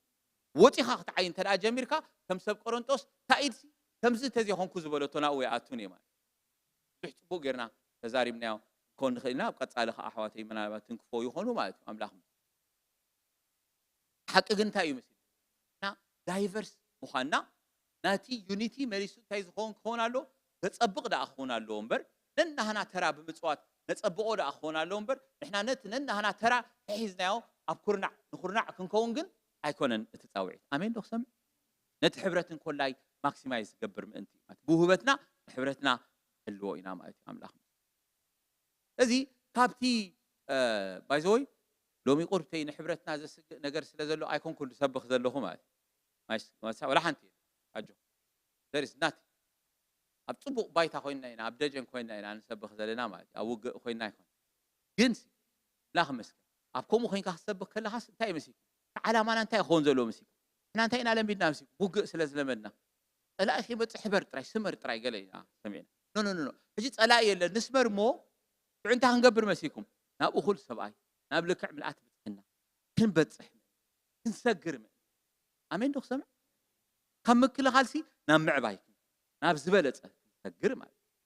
እቲ ናይ ዎር ሜንታሊቲ ካብ ርእስናስ ነውፃዮ ኣምላኽ ኣሜን ኣሜን ዶ ግርም ጎይታ ይባረኽ ኢየሱስ ክርስቶስ ጎይታ ኣብ ኣገልግሎትና ኩሉ ግዜ በዚ ነገር እዚ ተፀሚድና ክንዓይ እዩ እቲ ፃውዒት ኣምላኽ ገሊና ኣብ ፀሎት ኢና ዘለና ገሊና ኣብ መዝሙር ኢና ነገልግል ገሊና ኣብ ስብከት ኢና ነገልግል ገሊና ኣብ ወንጌል ኢና ነገልግል ጎይታ ይባረኽ ኣብዚ ብዙሕ ክፍልታት ኣለና ኣብዚ ማሕበር እዚ ኣምላኽ ጎይታ ዝሃበና ማለት ኣብኡ ኸ ብዙሓት ኣሕዋት ኣለዉ ነፍሲ ወከፍ ነገር ብቕንዓት ዝዓዩ ኣሕዋት ማለት ኣሜይዚንግ ኣምላኽ ግን ምናልባት ሎሚ ክንገብሮ ዘለና ነገር ክነግረኩም ማለት እዚ እግዚኣብሔር ዝሃበና ቅንዓት እዚ እግዚኣብሔር ዝሃበና ፀጋ ብስምረት ዶ ይዓይ ኣሎ እዩ ንሓትት ግን ነገር ሰናይ ማለት ናይ ሓቂ ብስምረት ዶ ይዓይ ኣሎ እዩ ማለት ሓደ ግዜ እኮ ናትካ ኩጀት ኣብ ኣገልግሎትካ ክትገብር ትኽእል ኢኻ ማለት እታ ኩጀትካ ጥራይ ትሕሉ ማለት ኣብ ውግእ እንድሕር ነርኩም ሓንቲ ኩጀት ዶ ትገብር ንዓኣ ኮይንካ ትሕልዋ ኣብኣ ትረባረብ ወይ ኩላ ተበርቢራ በቲ ወዲኣሲ ኣትዮም በዚ መፂኦም ሃለዉ ሽዑ ጠራዕራዕ ብድሕሪት ተሰማዕኻሲ ኣታ እንታይ ደኣ በዚ መፂኡ ትብል ማለት እዩ ነዚኣ ክትሕሉ ክትብል ሲ ከይዱ ፋሒሉ በቲ ኣቲካ እዩ ኩነታቱ ማለት have to be body minded ኣምላኽ መስገን ናይ ኣካል ክርስቶስ ማይንድድ ክንኮን ኣለና ቲኖ እቲ ንሕና እነገልግሎ ዋላ ብኣዎንታዊ ነገር እዩ ዝብለኩም ዘሎ ዋላ ነቲ ትገብሮ ዕዮ ነቲ ትፅዕሮ ሲ እዚስ ናይ ሓቂ ነታ ማሕበር ሲ ጠቕማ ድዩ የሳግራ ድዩ የሳግራ ኣለኹ ደ ወይስ ታናተይ ጥራሕ እየ ዝገብር ዘለኹ ኣብኣ ጥራሕ እየ ዝቃለስ ዘለኹ ትብል ፅቡቕ እዩ ማለት ኣሜን ዶ ክሰምዕ ቨሪ ኢምፖርታንት ብፍላይ እቶም ዳይቨርስ ዝኾነ ፀጋ ዘለኩም ኣሕዋት ማለት ብፍላይ ከዓ እቶም ገሊኹም ትፀጋኹም ንካልኦት እንኮላይ ክማቐን ዝኽእል what can I do ነቲ ሓንቲ ምእንቲ ካዕብያ ኩዚ ሊሚትድ ሜንታሊቲና ወፅእ ትኽእል ኣለዎ ማለት እዩ ኣምላኽ ኣሜን ዶ ክሰምዕ ኢየሱስ ክርስቶስ ጎይታ እዩ እቲ ፐርፐስ ተተረዲእሉ እቲ ዓላማ ተተረዲእሉ ከምቲ ዓንቲ ወይ ዝበልኩ ኣምላኽ ኣብ ኩሉን ብኩሉን ፍዕሉ ኩሉን ገዛእ ኩሉን መልኣኽ ኩሉን ኣቦ ኩሉን ዝኩሉ ዝኸውን ዘሎ ኣምላኽ ነገራት ኩሉ ናብ ርእሲኡ ክጥቕልሎ ስለ ዝደለየ ጥራሕ ስለዚ ንምጥቕላል ኩሉ ነገር ሓቢረ ደኣ እየ ክሰርሕ ዘለኒ እምበር ናተይ ጥራይ ክሃርም ከም ፕሮጀክት ኣይኮነን እዚ ማለት እዩ ኣብ ዓለም ኢኻ ከምኡ ትገብር እሞ ኣለኹም ኣብ ዓለም ከማ ኢና ኣብ ስራሕና ከማ ኢና ምስ ተዋሃብካ ስራሕ ሓንቲ ስራሕ ተዋሃበካ نتاناتك صفيفك سرحة ማለት أخوجتك تسريع ማለት يوم تاجروا ما يجروا يقدر سكالي بقات الناد بقات خيد ማለት شغلوت نايمن شغلوت شعو كله سميرو خيد على دي خدن هتكال نحرتوننا هين كاشعوت وقداي بزعبها هول ማለት حكي نتسب قراي تقاقوني خا دع كله بانا حساب ايتبلوني خا وي سحبك نا مانجمنت ختمصوت زي خوين كا ማለት حقيرو only management cares نهولو اذا حسب ማለት that's why كو اب مريحነት ديب مس بلسب كله خرايو زجمر ማለት كم منتاي سلازوصي مسيكو كافتا كوجتو سلازوصي نحنا ግን بسرو ጻውዒትና እዚዩ ማለት ማሲ ሓደ ከምዚ ጎይታና ኢየሱስ ስለዝኾነ ማኔጀርና አምላኽ መስገን ንሱ ስለዝኾነ ዋናና ታቤቱ ኸ ቤትና ስለዝኾነ አብአ ስለዘሉና ስጋ ክርስቶስ አካላ ስለዝኾና we have to think above and beyond አምላኽ መስገን አሜን ዶክሰም ብዛዕባ ታ ማሕበር ክንሓስብሲ ኖ መሪሕነት ምስተዋበካ ጥራይ ክኸውን የብሉን ማለት አለና ዶ በሓደ አሜን ዶክሰም ብዛዕ ኩሉ ክግድሰካ ኣለዎ ማለት ጎደሎ ክትርኢ ከለኻስ ክትሽፍን ክትክእል ኣለካ ጎይታ በቲ ዝሃበካ ጸጋ ማለት እዩ አሜን ዶክሰም ጎይታ ይባረክ ጎይታ ይመስገን ሙሕራይሺ ታዕጅንታይና ተዛሪብና ደለና ኃይሊ ሓድነት ተዛሪብና ለና አምላኽ መስገን ኃይሊ ሓድነት ተረዲእና ኣሎ መሰረት ሓድነትና መስቀል ምዃኑ ፈሊጥና ለና ጎይታ ኢየሱስ ክርስቶስ እዩ በመስቀል ወዱ በትሞት ወዱ ገይሩ ሓደ ገይሩና ኣብ ኣካሉ የእቲና በሓደ ስጋ ናኡ ምእታው ዝረኸብና ብኡ ባርያ ወይስ ጨዋ ሰብኣይ ሰበይቲ ወይ ድማ ኣይሁድ ወይ ድማ ፀርኣዊ ዝበሃል የልቦን ክንብል ፀኒሕና አምላኽ ዝተመስገነ እዩ ዓላማ ሓድነትና ተዛራሪብና አምላኽ መስገን ነገር ኩሉ ንእግዚአብሔር ክብሪ ምእንቲ ክብ ነገር ኩሉ ኣብ ትሕቲ አምላኽ ምእንቲ ክትቕልል እዩ እቲ ዓላማና ክንብል ፀኒሕና ማለት እዩ አምላኽ ኣብዚ ንሕና መታዓይቲ አምላኽ ክንከውን ብኸሙ ናብቲ ዘይፃዓርናሉ ዘይዓየናሉ ዘይግባአና ንዘለዓለም ከዓ ርስቲ ዝኾነ ዘገርም ናይ እግዚአብሔር አጀንዳ ከም ዝኣተና ክንዛረብ ፀኒሕና ማለት ምናልባት ምርዳእ ተረኣቢና ድማ ከምቲ ጳውሎስ ዝጸልይ ክንጽልይ ግባአና ኢልና ኣለና አምላኽ ሙሕጅንታይ እጅ ሙሕጅታይ ንግበር እንታይ ንግበር ተራእይልና ጳውሎስ ኣብቲ ቃል ክዛረብ ከሎ ከምዚ ኢሉ አምላኽ መስገን ብትሕትና ዘበለ ብለውሃትን ብህድኣትን ንሓድሕድኩም ብፍቕሪ እናተጻወርኩም ብትሕትና ዘበለ አንተ ወይታ ያ ነራታ ቀንዳ አርስቲ ሓደ እኳ ከይምካሕሲ ካብ ግብሪ ኣይኮነን ብእምነት ብጸጋ ኢኹም ዝደሓንኩም ትምክሕቲ ምእንቲ ኸጥፍ ኢሉ አምላኽ ነቲ ገለ ዘይኮነ ሓሬ ክብለና ፀኒሑ ነቲ ገለ ኣነ እየ ዝብል ምእንቲ ከንቱ ክገብርሲ አምላኽ ነቲ ብዓለም ሕሱር ንዕቑን ዝኾነ ሓሬ ኢልና ማለት ስለዚ ዘመክሓና ነገር ካብ ዘይሃለወ ሕብረትን ሓድነትን ከዓ ስሙር ንክኸውን እቲ ዋና ቀንድን ቁልፊ ባህሪ እንታይ እዩ መሲልኩም ትሕትና እዩ ማለት ክትሕት ጥራሕ እዩ ማለት ሰብ ክትሕት ዝገብሮ እንታይ እዩ መሲልኩም ኣነ እዚ ረኺበዮ ዘለኹ እዚ ኮይነዮ ዘለኹ ካባይ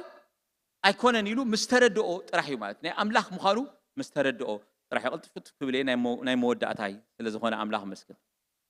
ሓንቲ ማሕበር ጠቂሰ ኣብ መጽሓፍ ቅዱስና ደላ ማሕበር ከም ኤግዛምፕል ጠቂሰ ብዛዕባ ተዛሪብና ክንውድኢና እግዚአብሔር ይመስገን ክንጽልይና ሽዑ እግዚአብሔር ይመስገን እንታይ እዩ ድብል መሲልኩም ጳውሎስ ንሰብ ፊልጵ ክጽሕፈሎም ከሎስ መቸም ሰብ ፊልጵ ንጳውሎስ ቶም ኣዝዮም ዝሐጎስዎ ባህ ዘበልዎ ማሕበር እዮም ነይሮም አምላኽ መስገን ቶም ናይ ብሓቂ ዝፈትዎም ማሕበር እዮም ነይሮም ከመይ ጌርና ኢና ንፈልጥ ምዕራፍ 1 ድሕሪ ኸይድና ኣንቢብና 3:4 ከምዚ ይብል ብዘከርክኹም ዘበለ ግዜ ኣብ ኩሉ ጸሎተይ ምእንቲ ኩላትኩም ብሓጎስ ጸሎት እናገበርኩ ኩሉ ሳዕ ንኣምላኸይ እመስግን ኣለኹ እንታይ ማለት ይመስልኩም ንዓኹም ክዝክረኩም ከለኹ ሰብ ዝክሮ ሰብ ኣሎ ዝክር ኣቢልኩሞስ ንዑ ክትጽልይሉ ምስ ሓሰብኩም ሲ ወሪድዎ ወዲ እንታይታ እሾኽ እምበር ኮይኑ ዝሓውዝ ከመይ ጌራ እዛ እሾኹ ትቕየር ኢልኩም ትጽልይሉ ሰብ ኣሎ ዶ ኣብኡ ኣለኹም ኣብቲ ከተማታ ኣሎ ኣታዛኹም ኣረ ማስ እንድሕር ብዛ ኣብቲ ኣሽሙ ጥራይ ትነብሩ ተለኹም ኮይንኩም ኣብ ጽብቕቲ ትነብሩ ተለኹም እንድዕልኩም ግን ከምኡ ትኾነ ጳውሎስ ግን ነዚኦም ክጽልየሎም ከሎ he is joyful ማለት ሕጉስ እዩ ማለት ንዓኹም ብዝክረኩም ከለኹ ብዝዘከርክኹም ዘበለ ክጽልየልኩም ከለኹስ ሓጎስ ጥራሕ ይስማዓኒ ኢሎም ማለት ደስ ይዝብለኒ ብኣኹም ከዓ ንኣምላኽ እንታይ ገብሮ የመስግኖ I love you guys يعني رانا باولوس زربا مالتي enjoy دغبركم سحاتكم بروخاتكم حقومها بروخات ስለዝኾኑ فيليبي مالتي ماسي باولوس بينو كون كله حاليوملو حفاشيوملو دنجيصوملو اماقيلومو حلف عقمومن غيروملو مالتي ፈፂሞ አባልደና ይገበሮን ሰፊሊጲ ብሩኻት ህዝቢኦም ማለት ምዕራፍ ክልተ ፍቅደ ሓደ ግን ከምዚልዎም ማለት አምላኽ በስልጥፍ ምን ትኽብል ባርሲ ገለ ምጽናዕ بكريستوس ويس قال دبسا فقري ويس قال حبرة منفس ويس قال محرة دقاتن انتلو بحنت حساب بمخانكم بحنت فقري بمهلاوكم بحنت نفس خوينكم حاده بمحسابكم انت يقبروا حقوسي ملؤوا اي مالتي امسياتكم انا بقاهم حقوسي يذكروكم كله جزي دس يزبلن بقاهم ام هابي جن يا تاب زي ازلا مالتي حاده بمخانكم بحد حساب بمحسابكم سي انت يقبروا لتحقوسي سي ملؤوا مالتي مش ندقكم لكم انت قلت زم دقز لهم كمي موزيات صبوت له غيريا قالت لك يا فيري جود يا تتقبراني ركاك ساو بي سو هابي تبلي خمس تاي مالتي بزعت تحلفه حقوس هيكون كل مالتي هيكونن ግን እዚኣሲ ኣብ ልበይ ካዚ ያዘላ ማለት እዚኣሲ ክትውስኻስ ደስ ምበለትኒ ነተሓጎሰይ ስምልእቲ ምገበረቶ ማለት ማለት ደስ ምበለኒ ነይሩ ማለት ስለዚህ ኤክስትሪምሊ ኢምፖርታንት ሓደ ክትሓስቡ بحد ختنبرو أنا تو أبصر فيليبي نيشتي كوارات تكون كم نايسب كورنتوس عبي فول فليجد وج أيهون ده أمبر نيشتي أما أخلهم تاني رأمس ياكم مفل لا ينير رأمش نزين معدن إلهم قالوا ماتي خلتين أنستي بأسان إيران ماتي أو أنستغب بأسا خلوها يخدن يوزبل ماتي كله تسبعي كل كم يوم تنقعد كل كم يوم كل أخذ كيريا ماتي طبعا لا بعد خمودين نيران دعيزين أنا تياو سقار حنس كراشيت أو تزيلاتكم ماتي ين أنت حساب بمحسابكم بحنت نفسي بمخانكم يونيتي ناي بيربز بمهلاكم سي أقوسي ملو نزخ تقبروا تراخونكم كنت عم تقبروا زلهم حنتو كان رئيسي عملني بمبال ويس نوداسي خنتو ها أي تقبروا هيدا بتحت الناقنا نتحدى خبر اسون تيقبروا أبليتو يرأيو عو دعبا خزاربي مالتي أنا مودات هذا قصيبة أخذ جينا بزي حن نقدر نراكم مال أولوس كجمر كلوسي أنت هيلو يجمر له مسيكم بأرسي قال متسننا أنت قالوا ويس قال دبس على فقري وحبرة منفس أنت قالوا إذا أنت قالوا أنت مالتي مسيلكم قالوا مالتي بايدوي سلازلو مالتي سلازلو كموها أباهاتكم كوينو لكم سلازلو مالتو دا ينبر أنت لو كم زي حتو أيكونن متقرط على أيكونن مال سيطان نقول تايس كريستوس كزاربو خلون تايلو ودا أملاخ أنتو خوينكا إلهم شو؟ تمالي تازيا. ودا أملاخ دي خا يكون كان أيكونن. ودا أملاخ مهان كان سخات فلت دي خا زت أرات أيكونن نديو. لذي خمس جبار يا. أتا حكي ما. لذي سلز خون كا مالتي يز قال زي مالتي. كم يز ترجم مال. ورافت ما بقول ترجمه كم يز ترجم. قال أبكال كوي وفر تهون تقال مال. أبزجنسي كم يز ترجم مالتي. سخاتكم سي حبرة منفس سلزلكم. دبس أنا يفقري سلزلكم. already سلز خونكم مات سلز تي عنتو يكزارو صرحكو كسمرلو سلز دلو خوي مات كابتي زخون كايو مننت كابت بأملاخ زبصح كاي مبصح ايو زبقس قبل سلز دلو خوي مات امين دو كاب زيرو تبقسو ነገር አይኮነን ስለዚህ ካው سلز خونكم سي እንታይ ግበሩ ሓጎሰ ይመሉ እንታይ ብምግባር ሓደ ነት ሓደ ካብ ርእሱ ኣብሊጹ ይርአዩ ኣማ ኣኸልኩም سي ስምምዕ ይሃሉ ሓደ ናይ ዩኒቲ ናይ ሓሳብ ዩኒቲ ይሃሉ ነት ሓደ كابت حدا انت جيرو يرأي رؤسه كاب رؤسه أبليسه يرأيه مالت هجي حدا نت محلاو مجدال مالت مبارزي مالت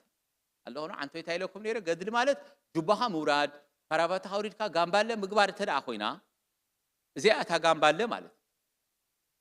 أسيت أنا كوايمو قدفها بيكاسي بتر تنايا أملا خمس أمين دو هذا حاجة حنتك نقرأكم كم زي الكهزارف كلها كله جزيس كتاي يقبر سر أمرحت بلا يزتمت أمرحت بلا لا يا أخي حاجة أنا نمر إسياتي زارف الله أسيت seriously you have to think about this again مال أسيت من إسياتن كلنا زخو تتعرف قاليو إزي مال علنا له بحاله ما سحارك زي ملكتكم مثلكم من تقال مالتي نبتعشوا مثل قسكا أفتي يوم توافت زلوا يوم زباسو لازم تحنس نعاتهم يزون كان لا توسخي تيجا حيزا زلوا زقبر زلوا قالت مال no نقولات نمبر التيونيتي كو أب كله أكل سميرو خسرح كله كوي تبقى زهلوا مالتي there shouldn't be any crack anywhere ማለት ኣምላኽ መስገን ኣሜን ዶ ኣረ ኣሜን በሉ ኣሜን ኣምላኽ መስገን ስለዚህ ተሓደ ነተሓደ ካብ ርእሱ ኣብሊፁ ይርአዮ ማለት እንኮላይ ስኻታ ንእሽተይ ዘላትካ ወይ ድማ ታ ብዙሕ ዘላትካ ንብጻይካ ኣብሊፅካ እንዳረኣኻ ሓደ ኣብ ርእስ ሓደ እንዳተመላለ ምኻድ ማለት እዚ ካበይና ንመሃሮ ካብ ክርስቶስ ኢና ንመሃሮ እቲ ኣብ ክርስቶስ ኢየሱስ ዝነበረ ሓሳብ ኣባኻትኩምን ይሃልኹም ምክንያቱ ክርስቶስ ሲ ንሕና እኳ እዩ ዝብል ማለት ዳዓንቶይ እንዳጠቃለልኳ እያ መልእኽተይ ማለት በዚኣ ክውደ ንሕና እኳ ወላ ሓደ ዘይብልና ክነስና ንጭዋታትን ዓበይትን ጥበበኛታትን ጥራይ ዝምልከት ጻውዒት እኳ ብኸምኡ ዝረኸብና ብኸምኡ ብእምነት ብምድሓን ዝረኸብና ገና ዓመፅ ዝኸለና እግዚኣብሔር ዘፍቀረና ናህና ዘይኮነ እሱ ዝሃበና ክብረት ማለት ኣዶፕሽን ውልነት ሲ ብተፈጥሮ ዝረኸብናዮ ዘይኮነስ ኣምላኽ ኣዶፕት ዝገበረና ባዕሉ ኣምፂኡ ዘእተወና ዝሰኳዓና እኳ ክነስናሲ ንሕና ዘይተሓትናስ ክርስቶስ ግን እንታይ ገይሩ መሲልኩም ንሱ ባዕሉ ውሉድ ክነሱ ባዕሉ ኣምላኽ ክነሱ ነቲ ማዕረ ኣምላኽ ምዃኑ ከም ምምንዛዕ እንታይ ገበሮ ኣይረኣዮን ስለዚ ካብ ክርስቶስ ንምሃሮ ምምሃርሲ ምትሓት እዩ ዝብለና ዘሎ ክርስቶስ ከመይ ገይሩ እዩ ባትሒቱ እንተደኢልና ክርስቶስ ካብ ላዕሊ ናብ ታሕቲ እዩ ወሪዱ ኣወራርድኡ ዘገርም እዩ ኣምላኽ መስገን ኣምላኽ እዩ ኩሉ ብሓይሊ ቃሉ እዩ ፀዊሩ ዘሎ እዩ ዝብለና መጽሓፍ ቅዱስ ኩሉ ብሓይሊ ቃሉ እዩ ፀዊሩ ዘሎ ካብቲ ዝኾነ ዘበለ ኩሉ ብዘይ ብኡ ዝኾነ የልቦን ኩሉ ብኡ ኮነ ይብለና ማለት እዚ ኩሉ ክነሱ ንሱ ግን እንታይ ገይሩ መሲልኩም ወሪዱ ማለት ብመልክዑስ ሰብ ኮይኑ ተረኽበ ብንብረቱ ከም ሰብ ኮይኑ ተረኽበ ከም ሰብ ኮይኑ ክመላለስ ከሎ ኸማን ኣብቲ ዝሓሸ ዝበለፀ ቦታ ኣይተወለደን ሓደ መዓልቲ ክዛረብ ከሎ ከም ኢለ ኣለኹ ማለት እዩ ተመሳሳሊ ኣርእስቲ እንዳተዛረብ ከሎ ከም ኢለ ኣለኹ እዞም ጎረቤትና እንታይ እዮም ዝብሉ ካለው ተወለድ ወይም ካለው ተጠጋ እዮም ዝብሉ ምሾ ወይ ካብ ዘለዎ ተወለድ ወይ ድማ ናብ ዘለዎ ተፀጋዕ ክጥዕመካ ተረኣ ኮይኑ እያ እታ ናይዞም ጎረቤትና ዘረባ ማለት ጎይታ ንሕና እቸም ከምኡ ክንገብር ኣይንኽእልናሽ ካብ ዘለካ ምኸመይ ጌርካ ክትውለድ ኢኻ እታ ዝሃበትካ ዕጫኻ ተልዕል ሓቂ ኣብ ጎጆ ተተወሊድካ ኣብ ጎጆ ኣብ መረባዕ ተተወሊድካ ኣብ መረባዕ ኣብ ፓላሶ ተተወሊድካ ኣብ መረባዕ እታ ዝፀበፃሕትካ ልዒልካ ኢኻ ትኸይድ ማለት ጎይታ የሱስ ክውለድ ከሎ ግን he had a choice ሓቂሮ ንሱ ባዕሉ ስለ ዝመፅእ ዘሎና ብዓለም ሲ he had a choice ካብታ ዝበለጠ ዝፀሓሸት ቦታ ከማን ከም ሰብ ክውለሲ ዳሓን ሰብ ምዃንሲ ሕራይ ክኾን ኣለኹ ግን ስዳሓንስ ካብታ ዝሓሸት ቦታ ባ ክውለድ why should I ሳፈር ምበለኮ ጎይታ ኢየሱስ ግን ካብ እንዳ ፀራባይ ተወሊዱ ማለት እዩ ምጆ እቲ ወዲ ፀራቢ ተባሂሉ ዓብዩ ማለት ያን ክውለድ ከሎ ካብቲ ኣቦ ኮይኑ ሜንተር ኮይኑ ዘዕበዮ ሰብኣይ ዮሴፍ እዩ ነይሩ ምሾ ዮሴፍ ምናልባት ናይ መጽሓፍ ቅዱስ ተመራመርቲ ክዛረቡ ከሎ ብዕድመ ድፍእ ዝበለ ሰብኣይ ዝነበረ እዩ ዝኸውን ዳስዋይ ቀልጢፉ ዘየለ ሓሊፉ ክኸውን ይኽእል እዩ ዝብል ኣመለኻኽታ ዘሎ ማለት ስለዚ ዋላ ከምኡ እንዳሃለወ ካብኣ መሪፁ ማለት ሃምብል ቢጊኒንግ ማለት እዩ ኣምላኽ መስገን ግን ናይ ሰብ ጥራይ ዘይኮነስ ንብረቱ ከም ምንታይ ከዓ ኮይኑ ባርያ ከም ሰብ ኮይኑስ ሓርካ መልክዕ ባርያ ወሲዱ ርእሱ እንታይ ገበረ ኣሕሰረ ንታሕቲ ብዛዕባ ባርያ ብዙሕ ተዛሪብና ኣለና ብዙሕ ግዜ ማለት ባርያ ብዙሕ መከራ እዩ ዘሎ ኣፍራዛ ኢልና ነርና ሓቂዶ ዝክሮ ኢኹም ብዛዕባ ባርያ ክዛረብ ከለኹ እቶም ዝነበርኩም ኣፍራዛ ባዴላ ሽዑ ባርያ ትብል ማለት ሓቂሪ ኣብ ገዛኻ እንታይ ኣለካ ተልካዮ ንሓደ ባርያ ዝውንን ሰብ ኣፍራዛ ኣለኒ ባዴላ ኣለኒ ባርያ ከዓ ኣለኒ ይብል ማለት ስለዚ ባርያ ልክዕ ከም ኣፍራዛን ከም ባዴላን ኣቕሓ እዩ ማለት ኣሎ ኾኖም ሳይ he has no humanity ማለት ኣብ ታሪኽ ናይ ባርነት ኣጽኒዕና ኣስፊሕና ተዛሪብናሉ ነርና ባርያ ኮይኑ ጎይታ ኢየሱስ ክርስቶስ ማለት ድሓር ከዓ ሞይቱ ማለት ኣብ ሞታ ከዓ ብዙሕ ዓይነት ብሓቂ ከምኡ ኢሎምና ኣለዉ ከም ቅድሚ 91 ዝተወለድኩም ጥራኹም ትፈልጡ ችግር እዩ ፍርቁ 91 ድሕሪኡ ተወሊዱ ኮይኑ ትፀገም ማለት ግን ኣብ ሞታ ብዙሕ ዓይነት ገሊኡ ናይ ጀግና ሞት ይሞት ጎይታ ኢየሱስ ክርስቶስ ግን ብሞቱ ምስ መን ተረኸበ ምስ ዓመፅቲ እዩ ዝሞተ ማለት ንሞት ዋላ ባል ኣፍታ ሞት ዋላ ባዕላሲ ወሪዱ እዩ ሞይቱ ጎይታ ኢየሱስ ክርስቶስ ናይ መጨረሻ ውርደት ዘለዎ ናይ መስቀል ሞት እዩ ሞይቱ ማለት እዩ ኣምላኽ ኣሜን ዶ ክንድኡ ክንዲ ዝተሓተ ድማ ኣምላኽ ካብ ኩሉ እንታይ ዝገበረ ሂቦ ዝኸበረ ስም ሂብዎ ማለት ኣምላኽ ኣሜን ዶ ስለዚ ብትሕትና እቲ ሓደ ነቲ ሓደ ካብ ርእሱ ኣብሊፁ ኣሜን ዶ ክሰምዕ ቃል ዶ ንኣቱ ነዚኣ ጎይታ ይባርኹም ካብ ዘለና ሓፍ ክንብል ኢና እሞ ክንፅሊ ኢና እስኪ እግዚኣብሔር ይመስገን የስ ኣይ ውል ዱ ዳት ከምቲ ጎይታይ ዝገበሮ ክገብር ሃሌሉያ ኣቱም ትጽዕሩ ጾር ዝኸበደኩም ኣነ ክዕርፈኩም ናባይንዑ ኣነ ለዋሄ ልበይ ከዓ ትሕትዩ ኣርዑተይ ፎኪስ ጾረይ ከዓ ቀሊል እዩ ዕርዑተይ ጽሩ ካባይ ከዓ ተማሃሩ ነፍስኩም ከዓ ዕረፍቲ ክትረኽቡ ካባይ ተማሃሩ ኣምላኽ ይመስገን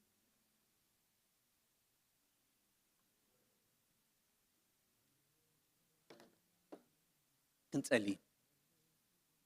ኢለ ደቃይቕ ክልተ ሰለስተ ነዚ ጸሎት እዚ ነዚ ኣስተምህሮና ነዚ ክንሰምዖ ፀናሕና ሕያው ቃል በጸሎት ጌርና ክንዛዝሞ ኢና ኣምላኽ ይመስገን Yes, I depend on you, Father God. أداوي العلا له. أداوي العلا له. لو ما عندك commitments كي أحواتي commitment. I want to commit. كنو رأسيك حسب قويتها يسوس. كنو رأسيك حسب. أردت زلني ناتي أيقونن. أنت أنا علني زبلو. أنت حزيو زبلو. دربيو الله سو سخاز هاب كان نمبرناتي ولا حنتي بالله. قويتا كواز تحته أنا خدا كتحت كندي ناي زي قبال رحواتي أزي نا أمرو ناي زربا يكون تحتنا أملاخ مسكن ناي أملاخ ختايو ناي لبيو أملاخ مسكن ناي وشتي تحتنا أملاخ مسكن كاب لبي كتحت هاليلويا هاليلويا هاليلويا تكي دقفن قويتا يسوس I respond نزق على ريسبوند يقبر الله قويته بزح سلز عيوخو بزح زقبركو خمسلني خيلي وي بزح سلز اسمركو زبدات خوينو خسمعني خيلي وي دما متات اي صبق سلز خونه دحر بايتاي صبق سلز خونه زحشكو خمسلني خيلي هاليلويا هاليلويا هاليلويا دقفن قويته زتقم كون ابيتكا زعي خون نحلنت زسمر كون بزحات عين الدرجات يوم زلوا أبي وتحواتي متعب مثالي كزارب كله خمزيل له هاليلويا هاليلويا جاب هيرز الآن شدش نجارين أرى نفسهم بزا أتفن فننس شوعتين تعبتني عيني حساوي تملحس نتوه دم تفسس أداو وكوي مخريت تفحس لبي أكوي ناب أكوي نجار زبالة زغلطف أجار حسوت زارب حساوي مسكر أمنجو أحوات بأسي تزر إبلنا نحارنت نيمود أتعمل كرو ككندي ناي سلام جبار سلام مهان منشي هولو أجرجر مهان بزربها فتاني مهان أتزور تاني مجرشة وردتي وأملاخ مسك كأون دحر نفسنا نرخبال لنا خوينا لو ما عندك زياب هيري مسكن I invite you أملاخ مسكن لو ميك زياب هير أملاخي نيو يبلو له أملاخ مسكن نحاسيوت نيو بلو له نخاو أفي زود خلو زيتك أم قال نيو بلو له نحواتي زود زبلو خلو استزاق الزاربو خاب أفي كله جزي زود كمو تراي أبر سيتيون زخون ترى خوينو لو من نيو بلو له هاليلويا نحدا شيوت من تختنس لو مي نفسي نابها كم مسوات تجري نسقاي نابها يقربوا له نسخات تتقمل له قوي تايسو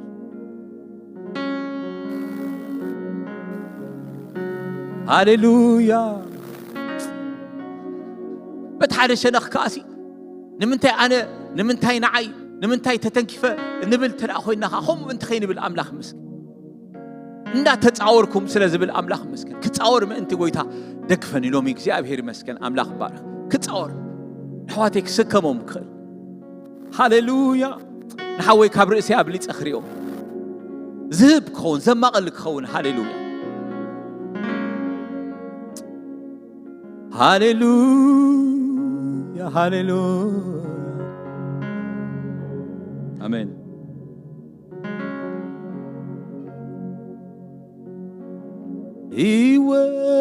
إيوتين كان كم دلايكا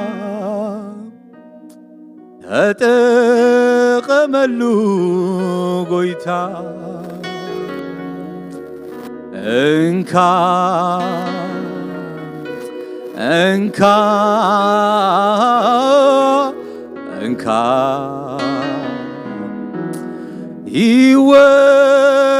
ሕይወቴንካ ከምድር ላይ ተጠቀመሉ ጎይታን ካንካንካ እንካ እንካ እንካ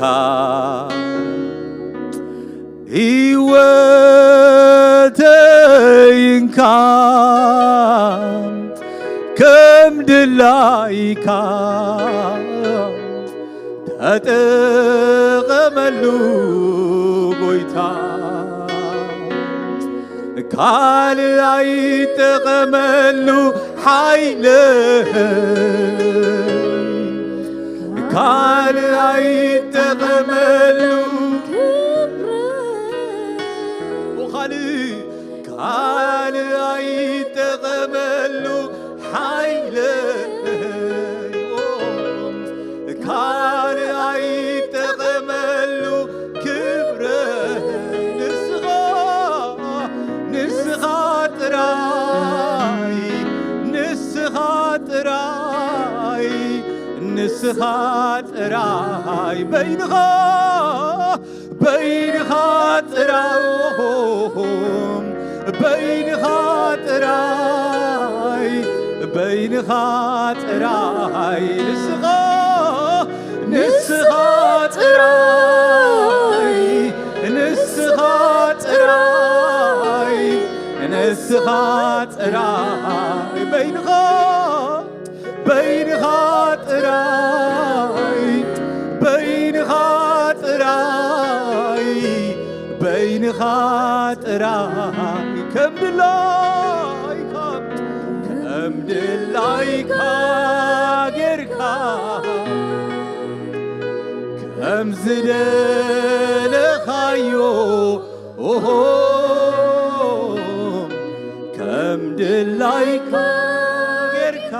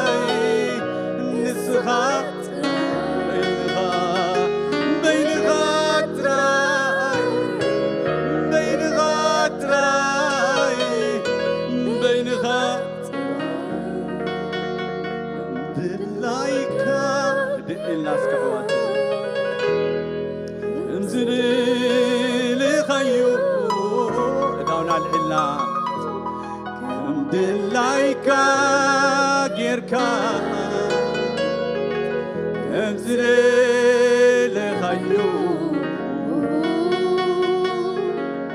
ከምድር ላይ ጌርካ ከምዝደለኻዮ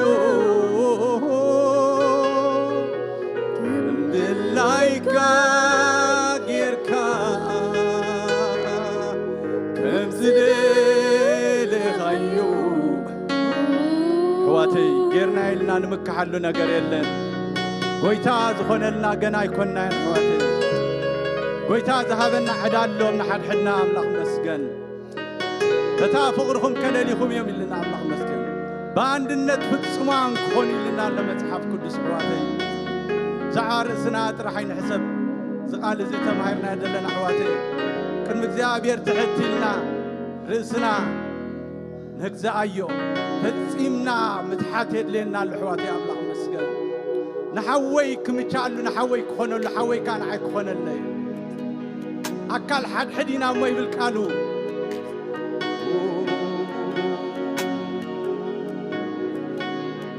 بفقر حواتنا حد حدكم نمكبار تعدادومي بالمتحف قدس هاليلويا تسقاب زحلين والحواتي دقفني والو الله مسكين نمكحل ولا حنت نجار يبلنا نمكحل ولا حنت نجار يبلنا እግዚአብሔር دقفني إذن غيرنا إلنا نتصبصب ولا حنت يبلنا الحواتي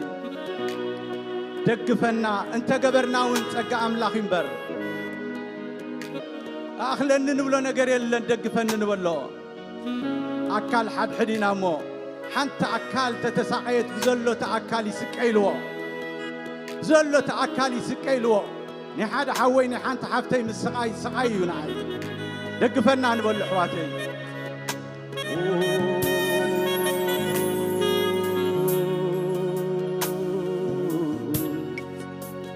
كبرنا أملاخنا يقول جابير قالوا سلالي خزفة وسنا حواتي قالوا سلازل أخلنا أملاخ مسجن هاليلويا عن سعداونا خلنا العلينا حواتي أملاخ مسكن نفلت بزح فلت أزل لنا سبات كنكون نخلينا يلينا ها بزح قنا كلنا حدا أكالينا أملاخ مسكن حدا سقاينا أملاخ مسكن هاللويا سكنا حوي بز سومن زي كخبرو نحوي كدقفو حوي كان عي أبلي زي كاباي كريو كبر سب مخانو دم يسوع كريستوس تغفللو ولد أملاخ مخانو بمرعاي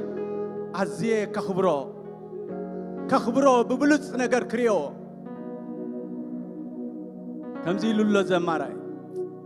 فقري يا حوار نحات حيدكم نمكي ببار تغدادمو نحات حيدكم بلوحات تفاقروا كم نعايسي نحواتي بلو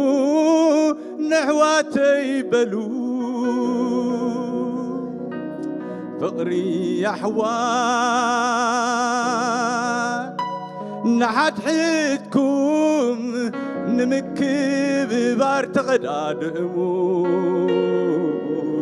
نحات حيدكم بلوحات تفاقروا كم نعايسي نحوي بلو نعفتي بلو فقري أحوات نحات حيدكم نمكي ببار تغدادمو نحات حيدكم بلوحات تفاقروا كم نعايسي نحوي بلو نعفتي بلو قويت هذا زي حواتي دقفن ولو حواتي كناينا دلنا حواتي دقفن ولو بمنفس قتلو صلوت تازوترو نقبال قاشا تغدادمو نقبال قاشا تغدادمو نمغبال قاشا تغدادمو نمغبال قاشا تغدادمو نحوي قديمنا ندقفو نحفتي قديمنا ندقفو أكل حد حدينا حواتي نعيكاكم دقف يدلينيو ጎይታ ነኽብረካ ነመስግነካ ኣለና ስምካ ይባረኽ ስለ ግሩም ቃልካ ተመስገን እግዚአብሔር አምላኽና ግልጽ ዘይበልና ሓውና ግልጽ ክንብሎ ዘይራአና ሓውና ክንሪዮ ዘይስተውዓልና ሎ ሓውና ከነስተውዕለሉ እግዚአብሔር ንሓድሕና ንምክብባር ክንቀዳደም እግዚአብሔር ሓድነትና ብማእሰር ሰላም ክንሕልዎ እግዚአብሔር አምላኼ ነቲ ዝሃብካና ዕድልን ህይወትን እግዚአብሔር አምላኼ ስድራ ቤት ኢናሞ እግዚአብሔር ከም ስድራ ቤት ምድግጋፍ ምትሕልላው እግዚአብሔር አምላኼ ምግልጋል ክንክል ጸጋ ተብዝሐልና ንጽልለና እግዚአብሔር አምላኼ ስለ ኤርምሓዊ መስግነካ ኣለኹ መመሊስካ በሁሉ ጸጋ ባርኮ ከም ዝበለግሩም ጸቃል እግዚአብሔር አምላኼ ከካፍለና ጸጋ ስለ ዘብዝሐካ መስግነካ ኣለኹ ንሱን ህይወቱን ቤቱን ባርኽ ደቁን እግዚአብሔር ምእታውን ሙጹን ባርኽ ኩሎም ሕዋተይ ድማ እግዚአብሔር አምላኼ ምእታውናን ሙጻናን ክትባርኽ ጽልለኹ ደገ ጸላትና ክንወርስ እግዚአብሔር በዚ ሰሙን እዚ እግዚአብሔር አምላኼ ንዓኻ ብምኽባር ንዓኻ ብምእዛዝ ፍቓድካ ብምግባር እግዚአብሔር ከነስምረካ እግዚአብሔር ንብዙሓት ንበረኸት ክንከውን እግዚአብሔር ብኩሉ ጸጋ ክትባርኸና ንጽልለና በዚ ቃል እዚ ድማ እግዚአብሔር ከም መልህቕ ሒዝና ክንወፅእ እግዚአብሔር አምላኽ ድክፈና ንጽልለና በወድኻ ብኢየሱስ ክርስቶስም ኩሉ ክብሪ ንዓኻ ይኹን አሜን ምናልባሽ ልዋም ኣለኽ ዲኽ መጽኺ